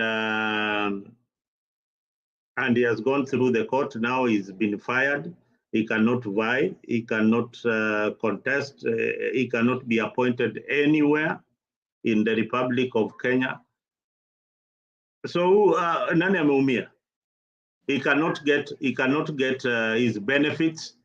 He will not get his full benefits as the Deputy President of the Republic of Kenya. After this, he will not get those benefits. So who is the biggest loser? Mzalendo. No, it's a very simple question. Who is the loser? No, Mzalendo. He has a lot of money. Thank you. Mzalendo, just because you value those things doesn't mean that Gachagua values all those things you say. Maybe he's up for higher ideals like justice, fairness, the principle. He's up for a higher ideal like justice. No, this is the guy who was presiding over the killings of people. It does not matter. What justice are you talking about? Listen, it does not matter. Right is right, wrong is wrong. He was removed unconstitutionally. That is the truth. Don't try to make decisions for Gachagua. If he said he doesn't want to resign, he knew very well that he will be losing all these things you're talking about, but he still went ahead the way he went. And it's okay. Even if he decided to resign, that was it would have been his choice. But don't try saying that Gachagua should resign. That is his personal decision. Respect that. There's nothing wrong with that. And I applaud him by going through the courts because he's seeking justice, regardless of his history. Well, I think we learned. We have now. I think we now have a common ground that either way he wanted to seek justice. I agree with you in that part. Was he going to win? You also agree with me that he was not going to win because the judiciary is corrupt. Did he get justice? He lost. Both you and him lost in that. I won in my argument. He should. How did I lose? You lost because one, he lost his case in a corrupt judicial system. You can argue in the public court that he didn't lose, but in the law, it will be written, this law will be used against any other person in future. This judgment that was passed by those three bench judges will be used and not the argument. Zalendo, justice is not about... Will your argument be used in any court? No. No, I'm asking you a very simple question, Kenyaribel. Will this argument that you're putting up here, will it ever be used in any court? Zalendo, justice is not about winning and losing. Okay? Listen to me. Justice is not about winning and losing. You can actually win without winning in the courts. You understand? So stop looking at things as winning. This is not Arsenal versus Newcastle. No, but let me ask you. The judgment passed by the three bench judge, and your argument here on Afrique, can it be used anywhere in the corridors of justice? It can. Actually, he can still go to the Supreme Court. His next step is appellate court. Then he can go to Supreme Court after that. Yeah, so to revise the decision of the High Court. That, okay, then they will look at it. But I think there's a lot of drama because I think Gachagua will go all the way to the Supreme Court. Right. Let us wait and see how this drama unfolds. And again, I want you just to say this sentence again because it's very important. Even if he loses in a corrupt judicial system, that does not mean that it's a loss. It might be a bigger win for the nation. No, it can never be a win when you lose in court. You've lost. You can't win if you lose your argument in court. How do you win? I'll let but Mzalendo, we know that the court in this country is very corrupt. All of us know that. It's not that we don't know that. We know that. Whatever you are saying, we know. So you are going to a court, unaenda kwa ni kama ng'ombe inaenda kwa kichinjio na ijui kwa itakuwa kwa dinner table jioni. You are a cow. You are going to the slaughterhouse and the owner inaipatia nyasi na nini. Na ni ng'ombe tu inaingia kwa slaughterhouse inachinjwa, kesho inakulwa, the same day inakulwa, inauzwa kwa butchery na wewe unaikula jioni. So that's how it works. Kawi, how are you, Kawi, and welcome to Africa. Nakuona hapo. Thank you, Nick. Huyu presenter amebanda kukaribisha wageni. Yeah, ameingia kwa discussion. How are you, my sister? How have you been? Good. How are you? I'm doing great. Today we are having this political discussion, just as usual. We are trying to vent into the Gachagua story, how you got unfair hearing, and Kenyaribel was here sometimes. I know he's coming back. In my opinion, he ought to have resigned so that he can have his day in the public arena. and contest for any other position, or even maybe get an appointment in future, being that we know the judicial system in Kenya is not a very fair to the people who are anti the executive. So that was our take. But by and large, we are okay here in Africa. We are still politicking, trying to look at what is good for our country. What do you make of all this drama around Gachagua? And do you think it gives an opening for future politicians of younger generation to come into the political space? Kawi? What's my take? How about I say I'm observing? As you know, my background, I have not been in the Kenyan politics for. I mean, I just got in, watching and listening. So I am watching, but does it give room for newcomers? Was that your question? Yeah, does the political scenario, the way it is that as much as I want to bring your point of argument and the knowledge that you have about the country and the diversity of tribe. Now, moving towards 2027, towards this election, and I know you have been working on the background very, very hard for one Morara Kebasu as a political player in 2027. What do you see that that can help the general public think of a politician as somebody who can give them service delivery, other than depending on politicians who are affiliated by tribe as their electoral base? You see, like now, Mount Kenya people have moved with Gachagua, and they are saying they will support one of their own. Raila Odinga is on the other hand with the people of Nyanza, and they are saying they are in ODM. Wiper again are in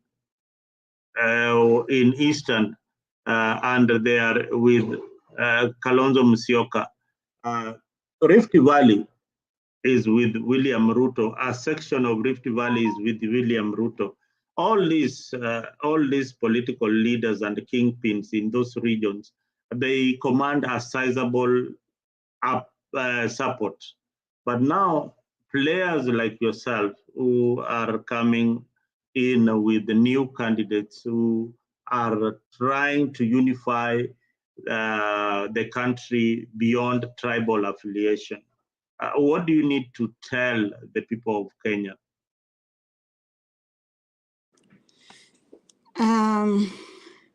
I would say, do we even need to be told? The thing is, we can clearly see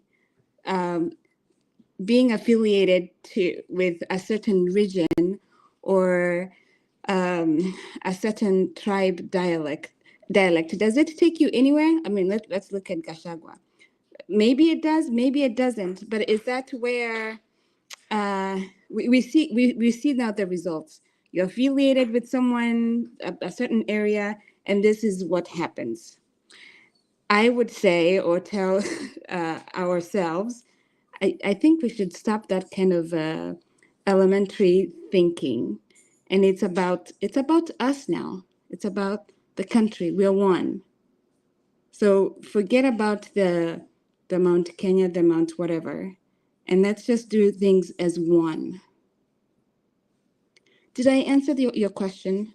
Yeah, I agree with you. Somebody is saying on the comment section that Morara is a joker. He looks more of a businessman than a politician. Marketing is goods like sofa sets and all that. What do you have to say for somebody like that? I would say, where's the evidence that he's a joker? If I came in and I was let's say I'm in TV, like, like I'm in media like you, and I start doing civic education and talking about career future. Are you gonna call me a joker just because you can see my career here or my work?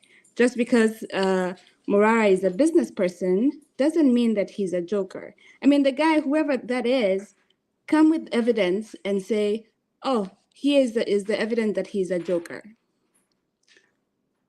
Yeah, awesome. You need to come with evidence that Morara has indeed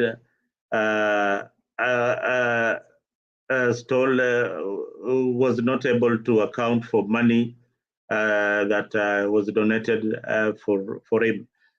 I think you are not a supporter of Morara, so you are not in the best place to say that he has not accounted for money that you donated in his campaigns. I think that is left for the people who support him and who still feel that he is accountable for each and every coin that they give him. I get this feeling of people saying, "Oh, Morara is a con man. Morara has stolen the money from the people. Morara is a project." I get all this kind of information. But when I look at the kind of leaders that they are supporting, some of them are murderers, known murderers. Some of them have looted the economy. Look, my argument is that who is the lesser evil? Exactly. Who is the lesser evil among all these people that you are supporting today? Who is the lesser evil? We have Morara, we have Raila Odinga, we have William Ruto, we have the Wiper leader. Who is the lesser evil? You're already supporting somebody with a red flag on them. Some with even blood on their hands, but we want to still support them. No, no, no, no. Also, hapo hatukubaliani hata kidogo. I think people need to be given a chance. They need to be heard. People like Morara have been on the political scene for some time now. I think they need just to be given a chance or the benefit of doubt that, and the expose that he's doing, is it for whose benefit? It is for the benefit of the people in those particular constituencies and those particular counties. What is he gaining from exposing the government of the day? He is telling you that your money is being misused. So why should you not support somebody like that? That is my biggest question. Mbona huwezi support mtu kama huyo anakwambia pesa yako ilibiwa hapo jana, na wewe bado uko hapo umenyamaza, unasema Marara siwezi msupport kwa sababu ati hawezi account for 10 bob ile nilimtumia. That's Nick. Whoever brought in the comment that Morara is a conman and he's not willing to support him. I think he should also tell us who is he willing to support, and then does he, then we'll say, oh, okay, you're willing to support A, B, and C who has blood on their hands. Tell us, how do you unpack that for us, Awesome. Who are you supporting? Mzalendo is my age mate. When we speak, we talk from experience. Now, awesome. I know I am your age mate. When we speak, we talk from experience. But now, this is what is the difference. Now, when you are still stuck with the person that I was supporting the other day. Now, this person has proved to you that he can use each and every unconstitutional manner to get rid of you. He can use each and every means to bring in an unpopular finance bill, so long as it passes. Then that is already a big red flag, a big, big, big no. We need now to move on to the next candidate that we are looking up to. We were in these platforms. We rallied and supported William Ruto until he became who he is in Kenya, the president of the Republic of Kenya. Those who were supporting Raila, we differed with them and told them the reason why Raila is not going to win the presidency. We had got all those reasons. And right now, there's a red flag in the leadership of Kenya. There is something that they have brought in called the government of national unity. We don't have somebody who can point out the way Raila Odinga was doing, that the government is doing the wrong thing. And we have Morara. Morara is now pointing out that this government is doing the wrong thing. Why don't you want to support that kind of person? That is my biggest concern. Mzalendo, I wonder, this awesome person, I wanted to tell him, unions that are made in, it looks like he made a union with someone that both of you are supporting. I understand. And I'll tell him, unions are made in front of God every day, isn't it? And people walk away from those unions. Awesome. It's okay for you to walk away from the union you made. We will welcome you on our side. We will love you. Okay? It's okay. We love it.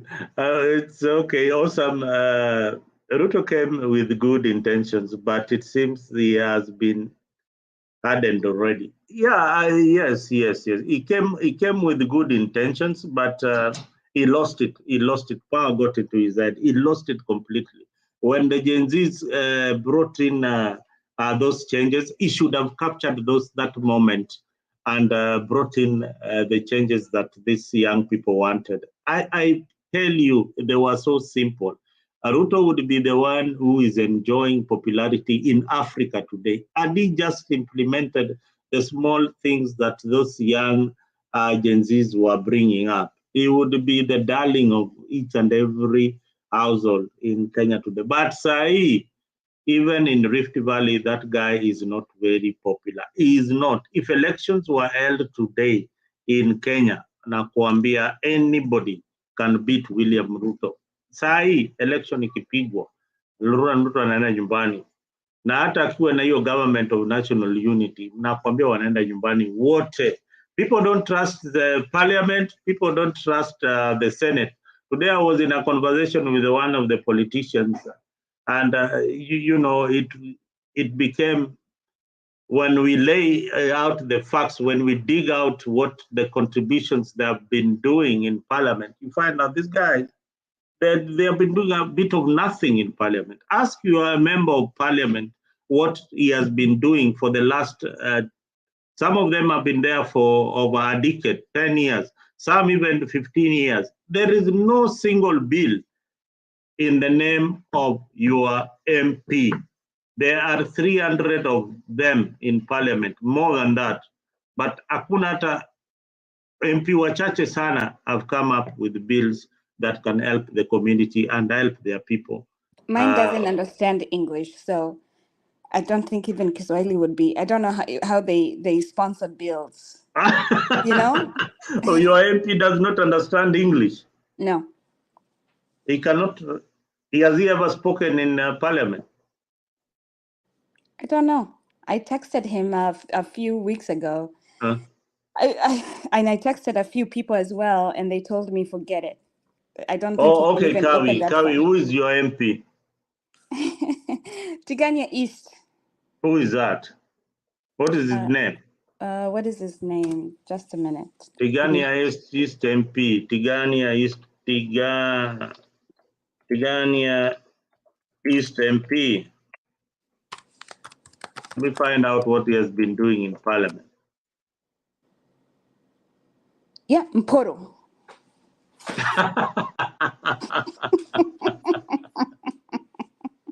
And in the MP what?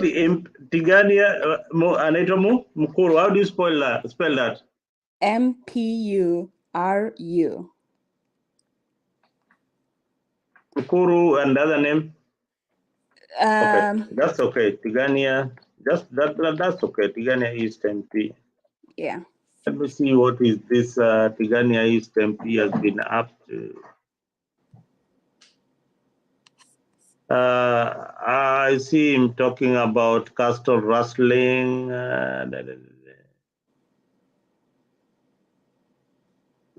Mukuru. What are you? Let me see. No, I've already got him. I already got You him. got him? Okay. I already got him. I already got him hooked up here. I'll show you what how your MP has been up to. Enlighten me. Hmm? So, so this guy cannot comprehend himself. My MP? No, I don't. I don't How think many? so. How many? He has been there for. How long has he been there? He was there for a very long time, and then he was booted out, and then he came back again. Huh? He was there. I'm looking at this. He was there for a few years, and then he was another MP came in, and then he came back again. He's been there for a few years. These are the things that the people of Tigania East they need to think that. Na leo hii nimesema tumejipanga sasa. Wamekuwa wamezoea kuibaiba, wanatoroka naye inakataa kupatikana. Saa hizi mimi nikiwa uongozini tumejipanga vizuri. Na kutoka leo hii kama kuna mtu anajua yeye ni mwizi anajigamba, anjaribu kuiba tena, hata enda kilomita 2 kama hajauawa. Kwa hivyo tumejipanga sawa sawa sasa. Tuko na systems ya kutracking ng'ombe zetu sasa. Wezi iba ng'ombe yetu na upotee tu namna hiyo ukifikiria utapatikana. Kwa hivyo kukikuwa na hiyo mambo ya ng'ombe imeibiwa, report the exact number of cows, alafu upige simu, usipigie watu wengi. And it is supposed to be real time reporting. Unapiga saa hiyo hiyo ndio tuweze kuifuatilia tena haraka. Usikae ukae 2 hours, 3 hours ama ukuje kuripoti the next day. Kama umenyang'anywa simu ama una simu, tafuta simu haraka sana upige ripoti, na utapiga namba 0722 753 024. Mzalendo, wewe, you just decided kutuanika tu kabisa eh? Surely these are very domestic issues. I've never seen that clip before, but anaongea mambo ya chief. The chief should be addressing such issues. At least ungenitolea. I'm telling you what your MP is busy doing on the ground. Umeona hiyo ndio kazi zake aida anafanya. Kawi is saying Marians are very very genuine. Umeona wataua huyo muizi ule ameiba ng'ombe immediately. Don't say that, because we are offended by Ruto saying we are very loyal and we just kill on Yeah, you remember I did we did something about that too. I mean that issue of when he was saying that Marians are very very loyal. Oh my God, you guys are so loyal, eh? That's just an insult that we just kill when told. We just jump and ask. You said we jump and we ask how high, right? Yeah, you jump and ask how high. Meru, what did Ruto say that? Alisema kitu ingine hapo when Kindiki was being appointed. He's a very loyal servant. Yeah. That is something that I didn't know about Marians. I thought Kambas were loyal. Kumbe nyinyi pia ndio wale wengine mmeingia kwa hii group.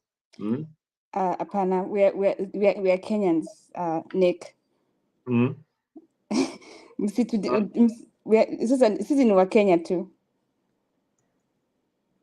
But anyway, I don't think this guy was fit to be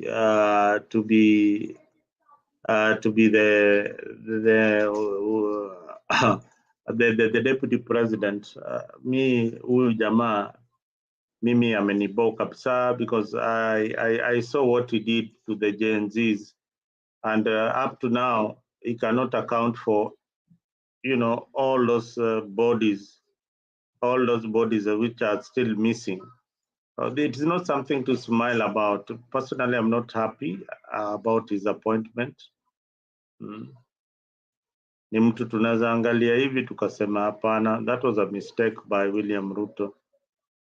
Unless you want to convince me otherwise, that this guy is so educated, but again, the things that he has done while he was in office, no way. Meru ni watu wa kuaminika kiasi ya kwamba unaweza kumtuma kama umekosana na mtu, unamwambia hebu nikatie huyo mtu, na atachukua panga na mkate, alafu akuulize baadaye alikuwa amekosa kitu gani. That is the level of loyalty yenye iko kwa watu wa Meru County hii.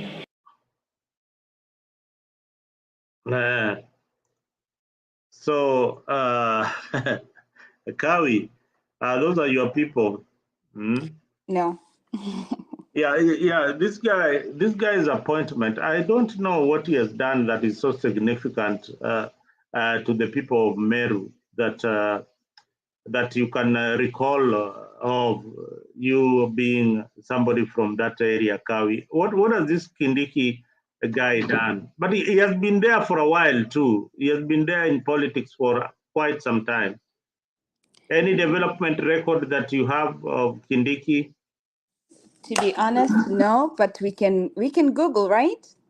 No, yeah, we can find out. But again, if there was anything significant that he has done, then it will be out there for us to check. The last time I checked is that every member of his family is a professor. That is the only thing that that I know of that particular family. And he has been in Kibaki's government. He has been in Uhuru's government. He has been in now William Ruto's government. He's a veteran. He's a veteran. Yeah. So Osam in the comment section is saying, I used to support Gachagua until he made a mistake of using his powerful microphone. So when Gachagua opens his mouth, oh my God, Ruto loses how many votes? So many votes. But anyway, back to our topic of discussion today is that there is a lot happening in the political scene. Gachagua is a past tense right now in the Kenyan political scene, unless something else emerges. Now we have got new players that the Kenyan people need to start embracing. And awesome, and guys at home, guys who are watching on Mtembei TV, on Afrik TV, on Twitter, please get to Morara's page, look at the exposés that he's doing, look at the genuineness of this particular movement. And Kawi is here to invite you to join Team Morara and see whether you fit in the idea and philosophy of Team Morara. They are looking for a presidential candidate at this particular moment. Kawi, am I right or wrong? Say that again. Is Morara your presidential candidate in Team Inject? I am not sure about that. He is my candidate. Whether he has not announced, but he is my candidate. You have already made up your mind. What are the qualities that you see in Morara that people don't see? Yeah. Well, what are the qualities? What really impressed you with this Morara guy? Going down to the grassroots and talking to the people, showing us what has been happening, risking his life for us to see exactly what's been happening. So that is exactly what you saw, and you fell in love with this movement and this guy and said, oh, this is now the guy to be the next president. Yes. I mean, there are other qualities. The young man is educated, of course, speaks well. He's not been in politics. He's not tainted. He's coming to us just like he is. You know, if you said, "Oh, let me listen to Gachagua," I would be like, "No, no, no, no. This is someone who's been in politics for a very long time. What does he have to show me? Nothing." And here we have this young man. He is coming, you know, he is talking to the people. He can see what's going on. He is telling us. So, you know, I feel you. I feel where you are coming from. But many people would tell you that, okay, maybe you fell in love with Morara because you don't know what has been happening in the country, and now you are now seeing somebody who is exposing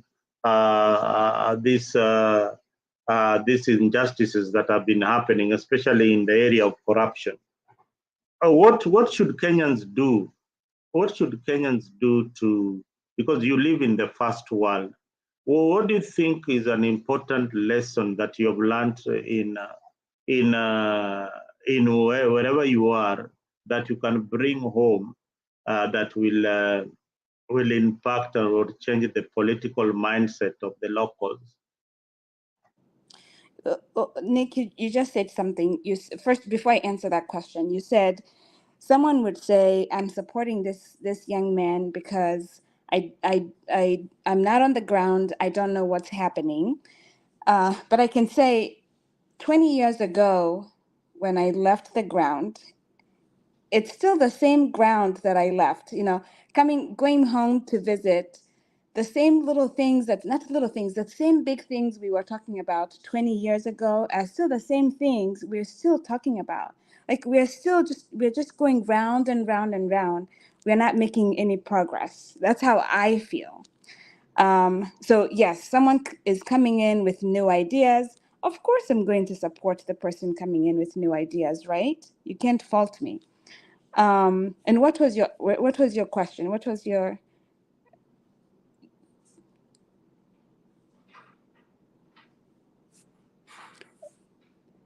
I can't hear you, Nick. My mic was off. Sorry for that. My first question, you've answered it, is perfectly. My second question would be, what have you learned abroad that you think can help the future generation in Kenya? What can we copy from the people abroad, especially in their politics, that can shape the agenda back at home?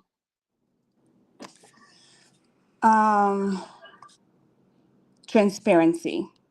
I've observed some transparency here. Simple things. Let's say, how do I phrase this? Okay, let's just even talk about contributions for campaigns. You see a presidential candidate going to court and having criminal records because of misappropriating their funds. Something simple like that. Can that happen in Kenya? I don't know. So apart from all the development, apart from all these things that we see living in the West, those small little things that being accountable for contributions. And on the same token, anyway, the Morara group, we are counting for our contributions, and we'll be showing people, hey, you donated, and we are counting for it. So taking an example, you asked from the Western countries, what we've observed, simple things, accounting. It's the same thing that I would want to see back home. We contribute and we account for things.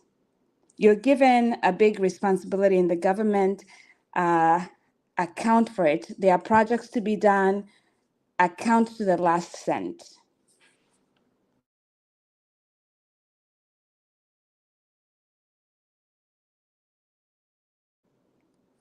I can't hear you, Nick. I think we can't hear you. Every time I'm muting myself. What I was saying most to my friends is that when you live abroad, there's a cautious that comes with your staying abroad. One, I don't think that people who have lived abroad here for the longest time can easily steal.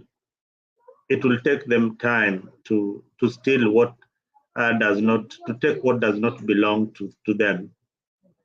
And on that measure, as the expectations of the people who are living abroad is that they expect Morara Kibaso to be very transparent, because what they see in the campaign funds, you cannot do with them anything else other than what is meant for the campaigns. I strongly believe that Kawi, you have informed your team that those are the expectations, those are the standards that are here in the US, where campaign funds are donated, and the candidate is expected to use them solely for campaigns and nothing else but just campaign. You cannot buy with them property. You have to really put them in on the loop on how you are using the funds. A lot of outcry has been there in the public, Kawi, that there's a lack of accountability coming from Morara's team on how he's spending the money. Do you have anything to say about this? Because Kenyans are watching out there. They've been asking these questions.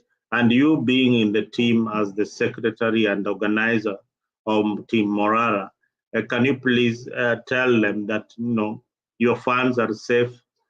Tell them exactly what you guys are doing at this particular moment to sell the candidate. We have at the moment one of actually the assistant treasurer to the diaspora team is in Kenya and is working with the finance team back in Kenya. And they're the last time I talked to her, they were about to be done accounting for the last month. That's October. And this they have a spreadsheet. We're going to present our figures to you guys. So we are working on this. It's not just the the people in Nairobi. It's one of us in Kenya as well to account for the money that's been contributed by the Kenyans in the diaspora. The money that went to a big chunk in diaspora, another chunk going to Kenya. We are going to account for all that.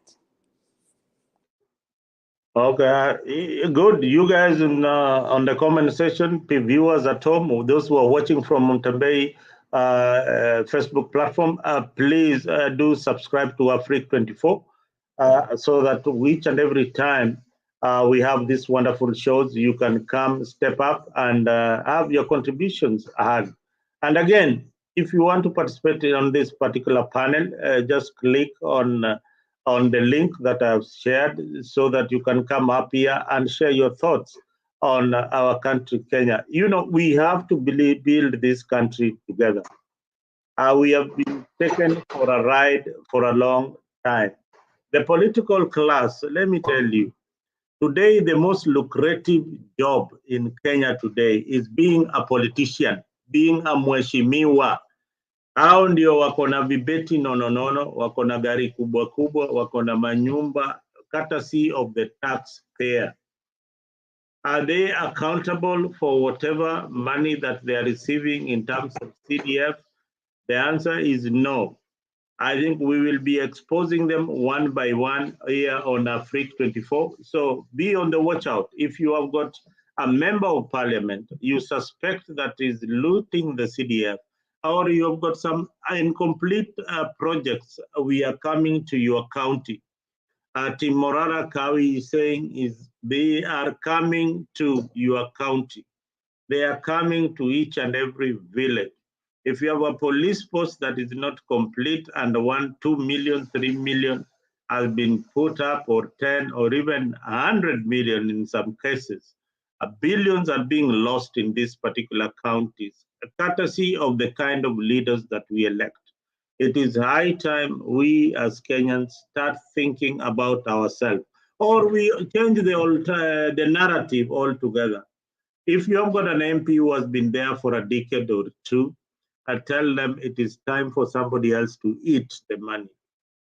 If you cannot understand the language of transparency and accountability, maybe this is the language that we should be selling out there. Corruption.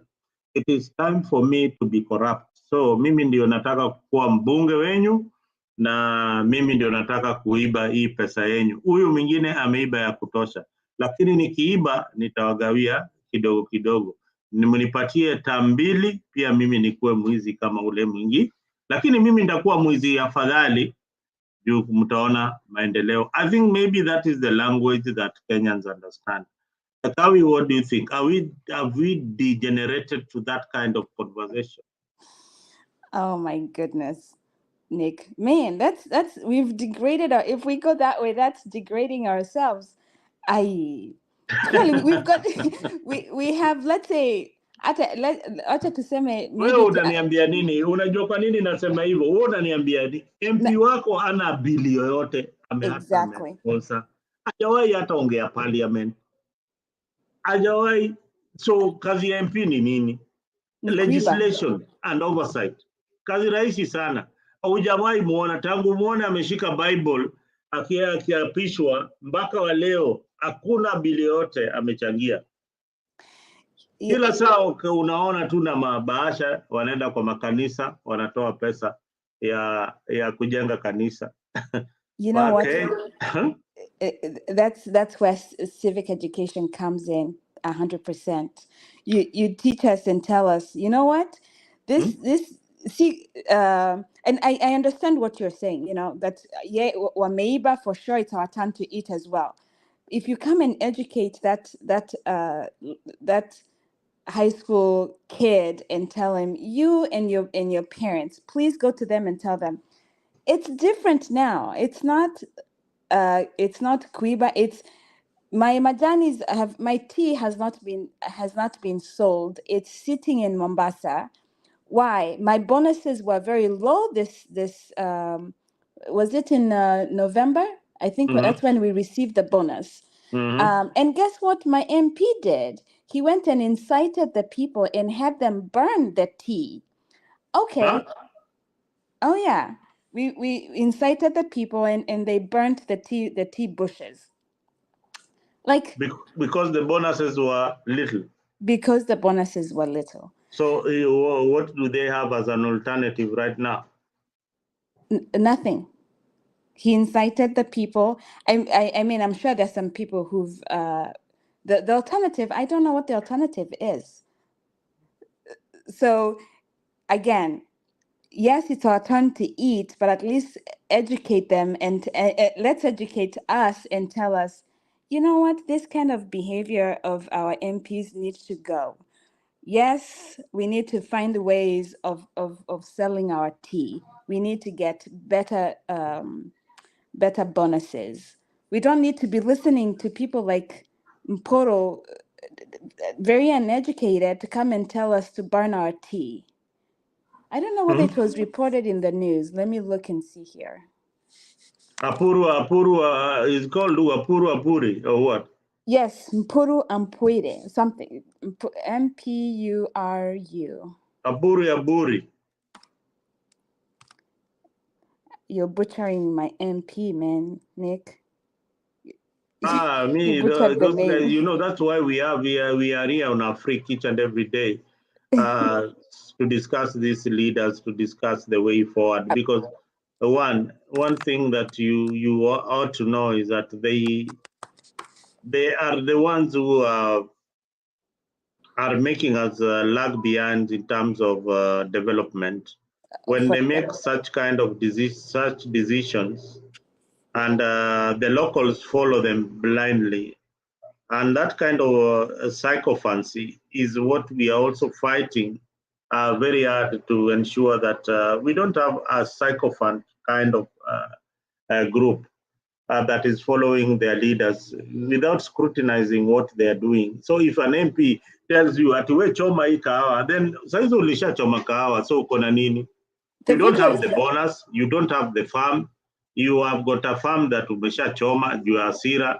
Okay, is he going to give you money for real estate? Because Kiambu pia walichoma makahawa zao wakaanza kujenga manyumba. So the coffee industry has gone down. The government is giving bonuses each and every time to entice the community to grow these cash crops. Wewe umeenda ukachoma because MP amekuincite. Hiyo ni ujinga na upumbavu. Hapa Afrika tunasema hiyo ni upumbavu wa hali ya juu kabisa. I want to say hi to Epic Saloon and Baba Shop. Wherever you are, asante sana. Make sure that you have subscribed to Africa on YouTube. Sharon Akoth, Erukamano, karibu sana Africa. Make sure that you take the next step and comment and subscribe on Africa. Apilo Matindo. Apilo Catch Matindo Tindo. Karibu sana Africa. Tatas Etori, thank you for being in on the comment section. You're watching on X, asante sana. General A. Amandu, karibu sana General. Karibu sana General Africa. This is where we have the real conversation, unfiltered. Ukiwa na issue, just bring it here. Ibra Owen Kama, asante sana. Stesilas Alexander, Feblix, karibu sana Africa. And awesome, of course, on the comment section. You never disappoint with your questions. And I can see you are coming around. Awesome is saying that we need a new president, probably not from the Kikuyu community and the Kalenjin community. We need somebody fresh from Nyanza or Western. Yeah, I agree with you. Awesome. We need somebody fresh from these other regions. But lazima wajitokeleze. We cannot fetch them. They have to come on the ring. They have to start campaigning so that we can scrutinize them with the same standard that we are scrutinizing our leaders. Morara akikuja tunampiga msasa, tukimwona ni msafi kama vile ni msafi sahi, tunasema we go with that kind of leader. Otherwise, Kawi, I need you to give me your last comments. I want to let you go so that we can have another conversation from 11 till morning with the new lot that we will be discussing the Kenyan Constitution, the implications. And before you go, Kawi, the new CS for finance body has proposed that is going to tax the people of diaspora. The people working in the diaspora will now be taxed and they are required to have a PIN mandatory certificate so that anything that you have in the country can also be taxed. So what do you say about this? Excuse me.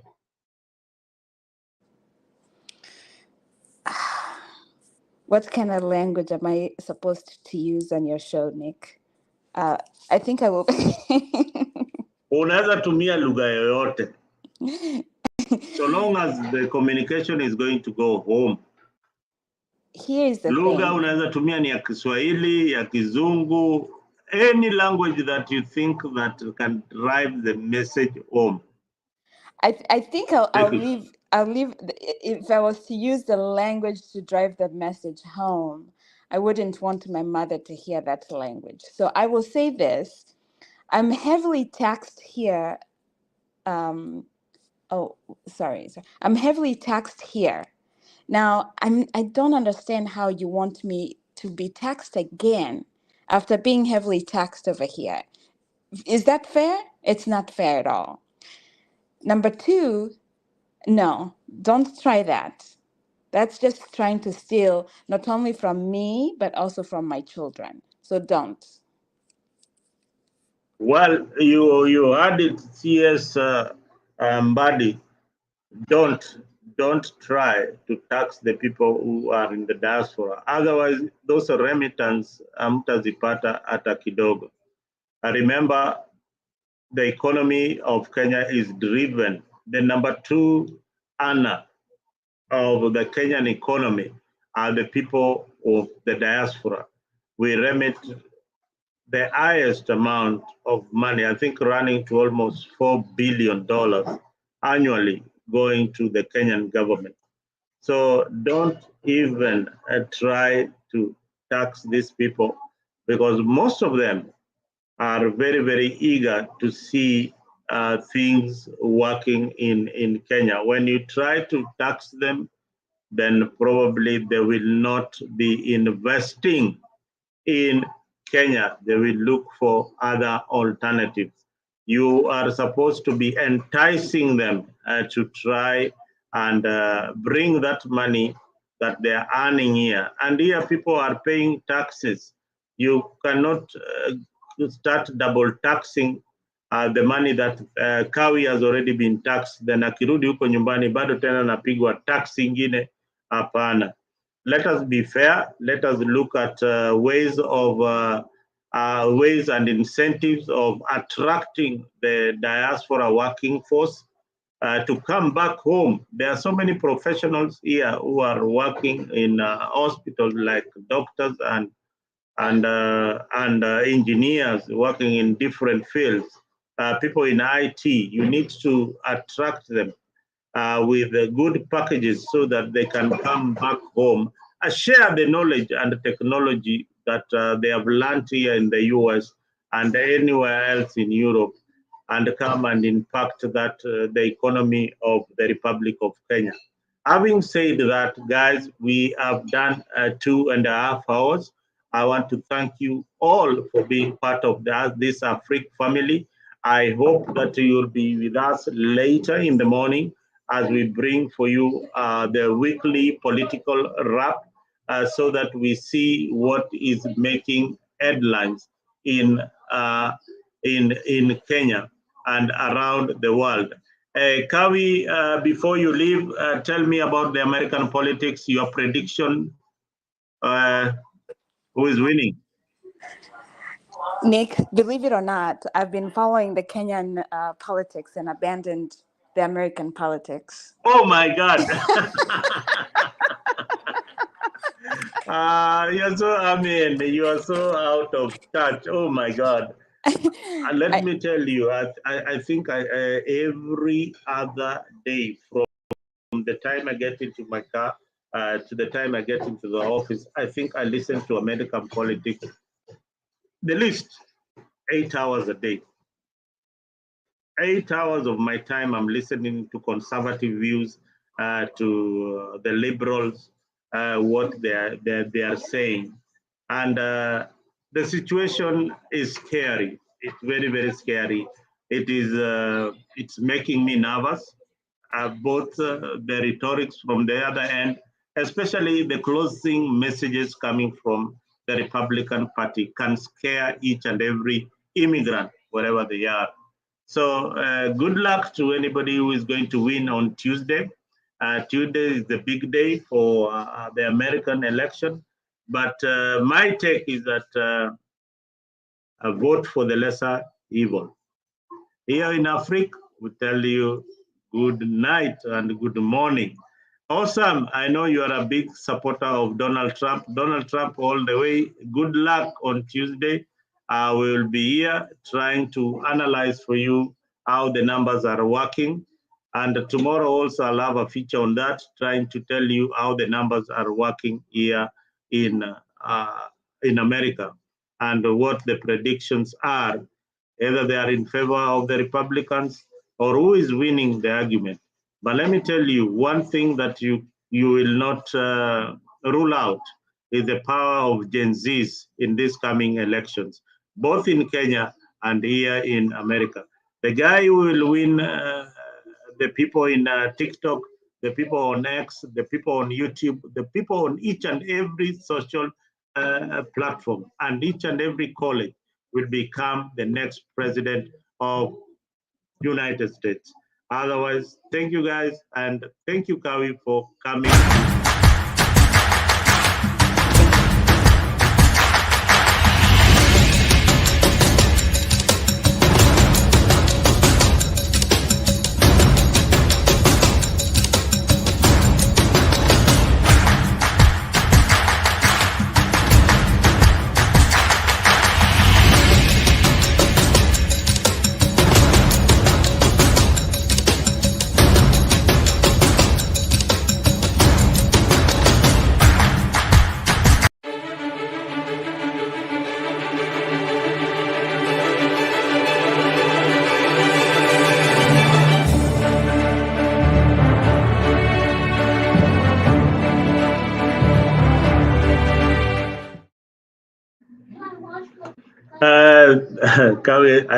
Awesome. I just came back for you. What is the difference between the between what did you say down there? You said what is the difference between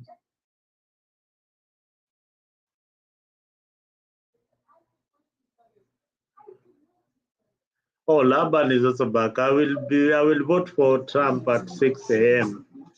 Well, Trump supporters, pigeni tu kura hapa kwa mtandao. Coming late, finally Gachagua is out. Okay. Long time Zalendo, asante sana Laban. We are finishing the show. Umepotea wapi bana? Ungekuja mapema tungekuwa na hii mambo ya Trump na nani. Ati who is the lesser evil? Boss, nakwambia hii nchi iko na maneno bwana. Anyway, my vote definitely and support is for the lesser evil in the society. Otherwise guys, asanteni sana, tuonane tena siku nyingine. Karibu sana Afrika.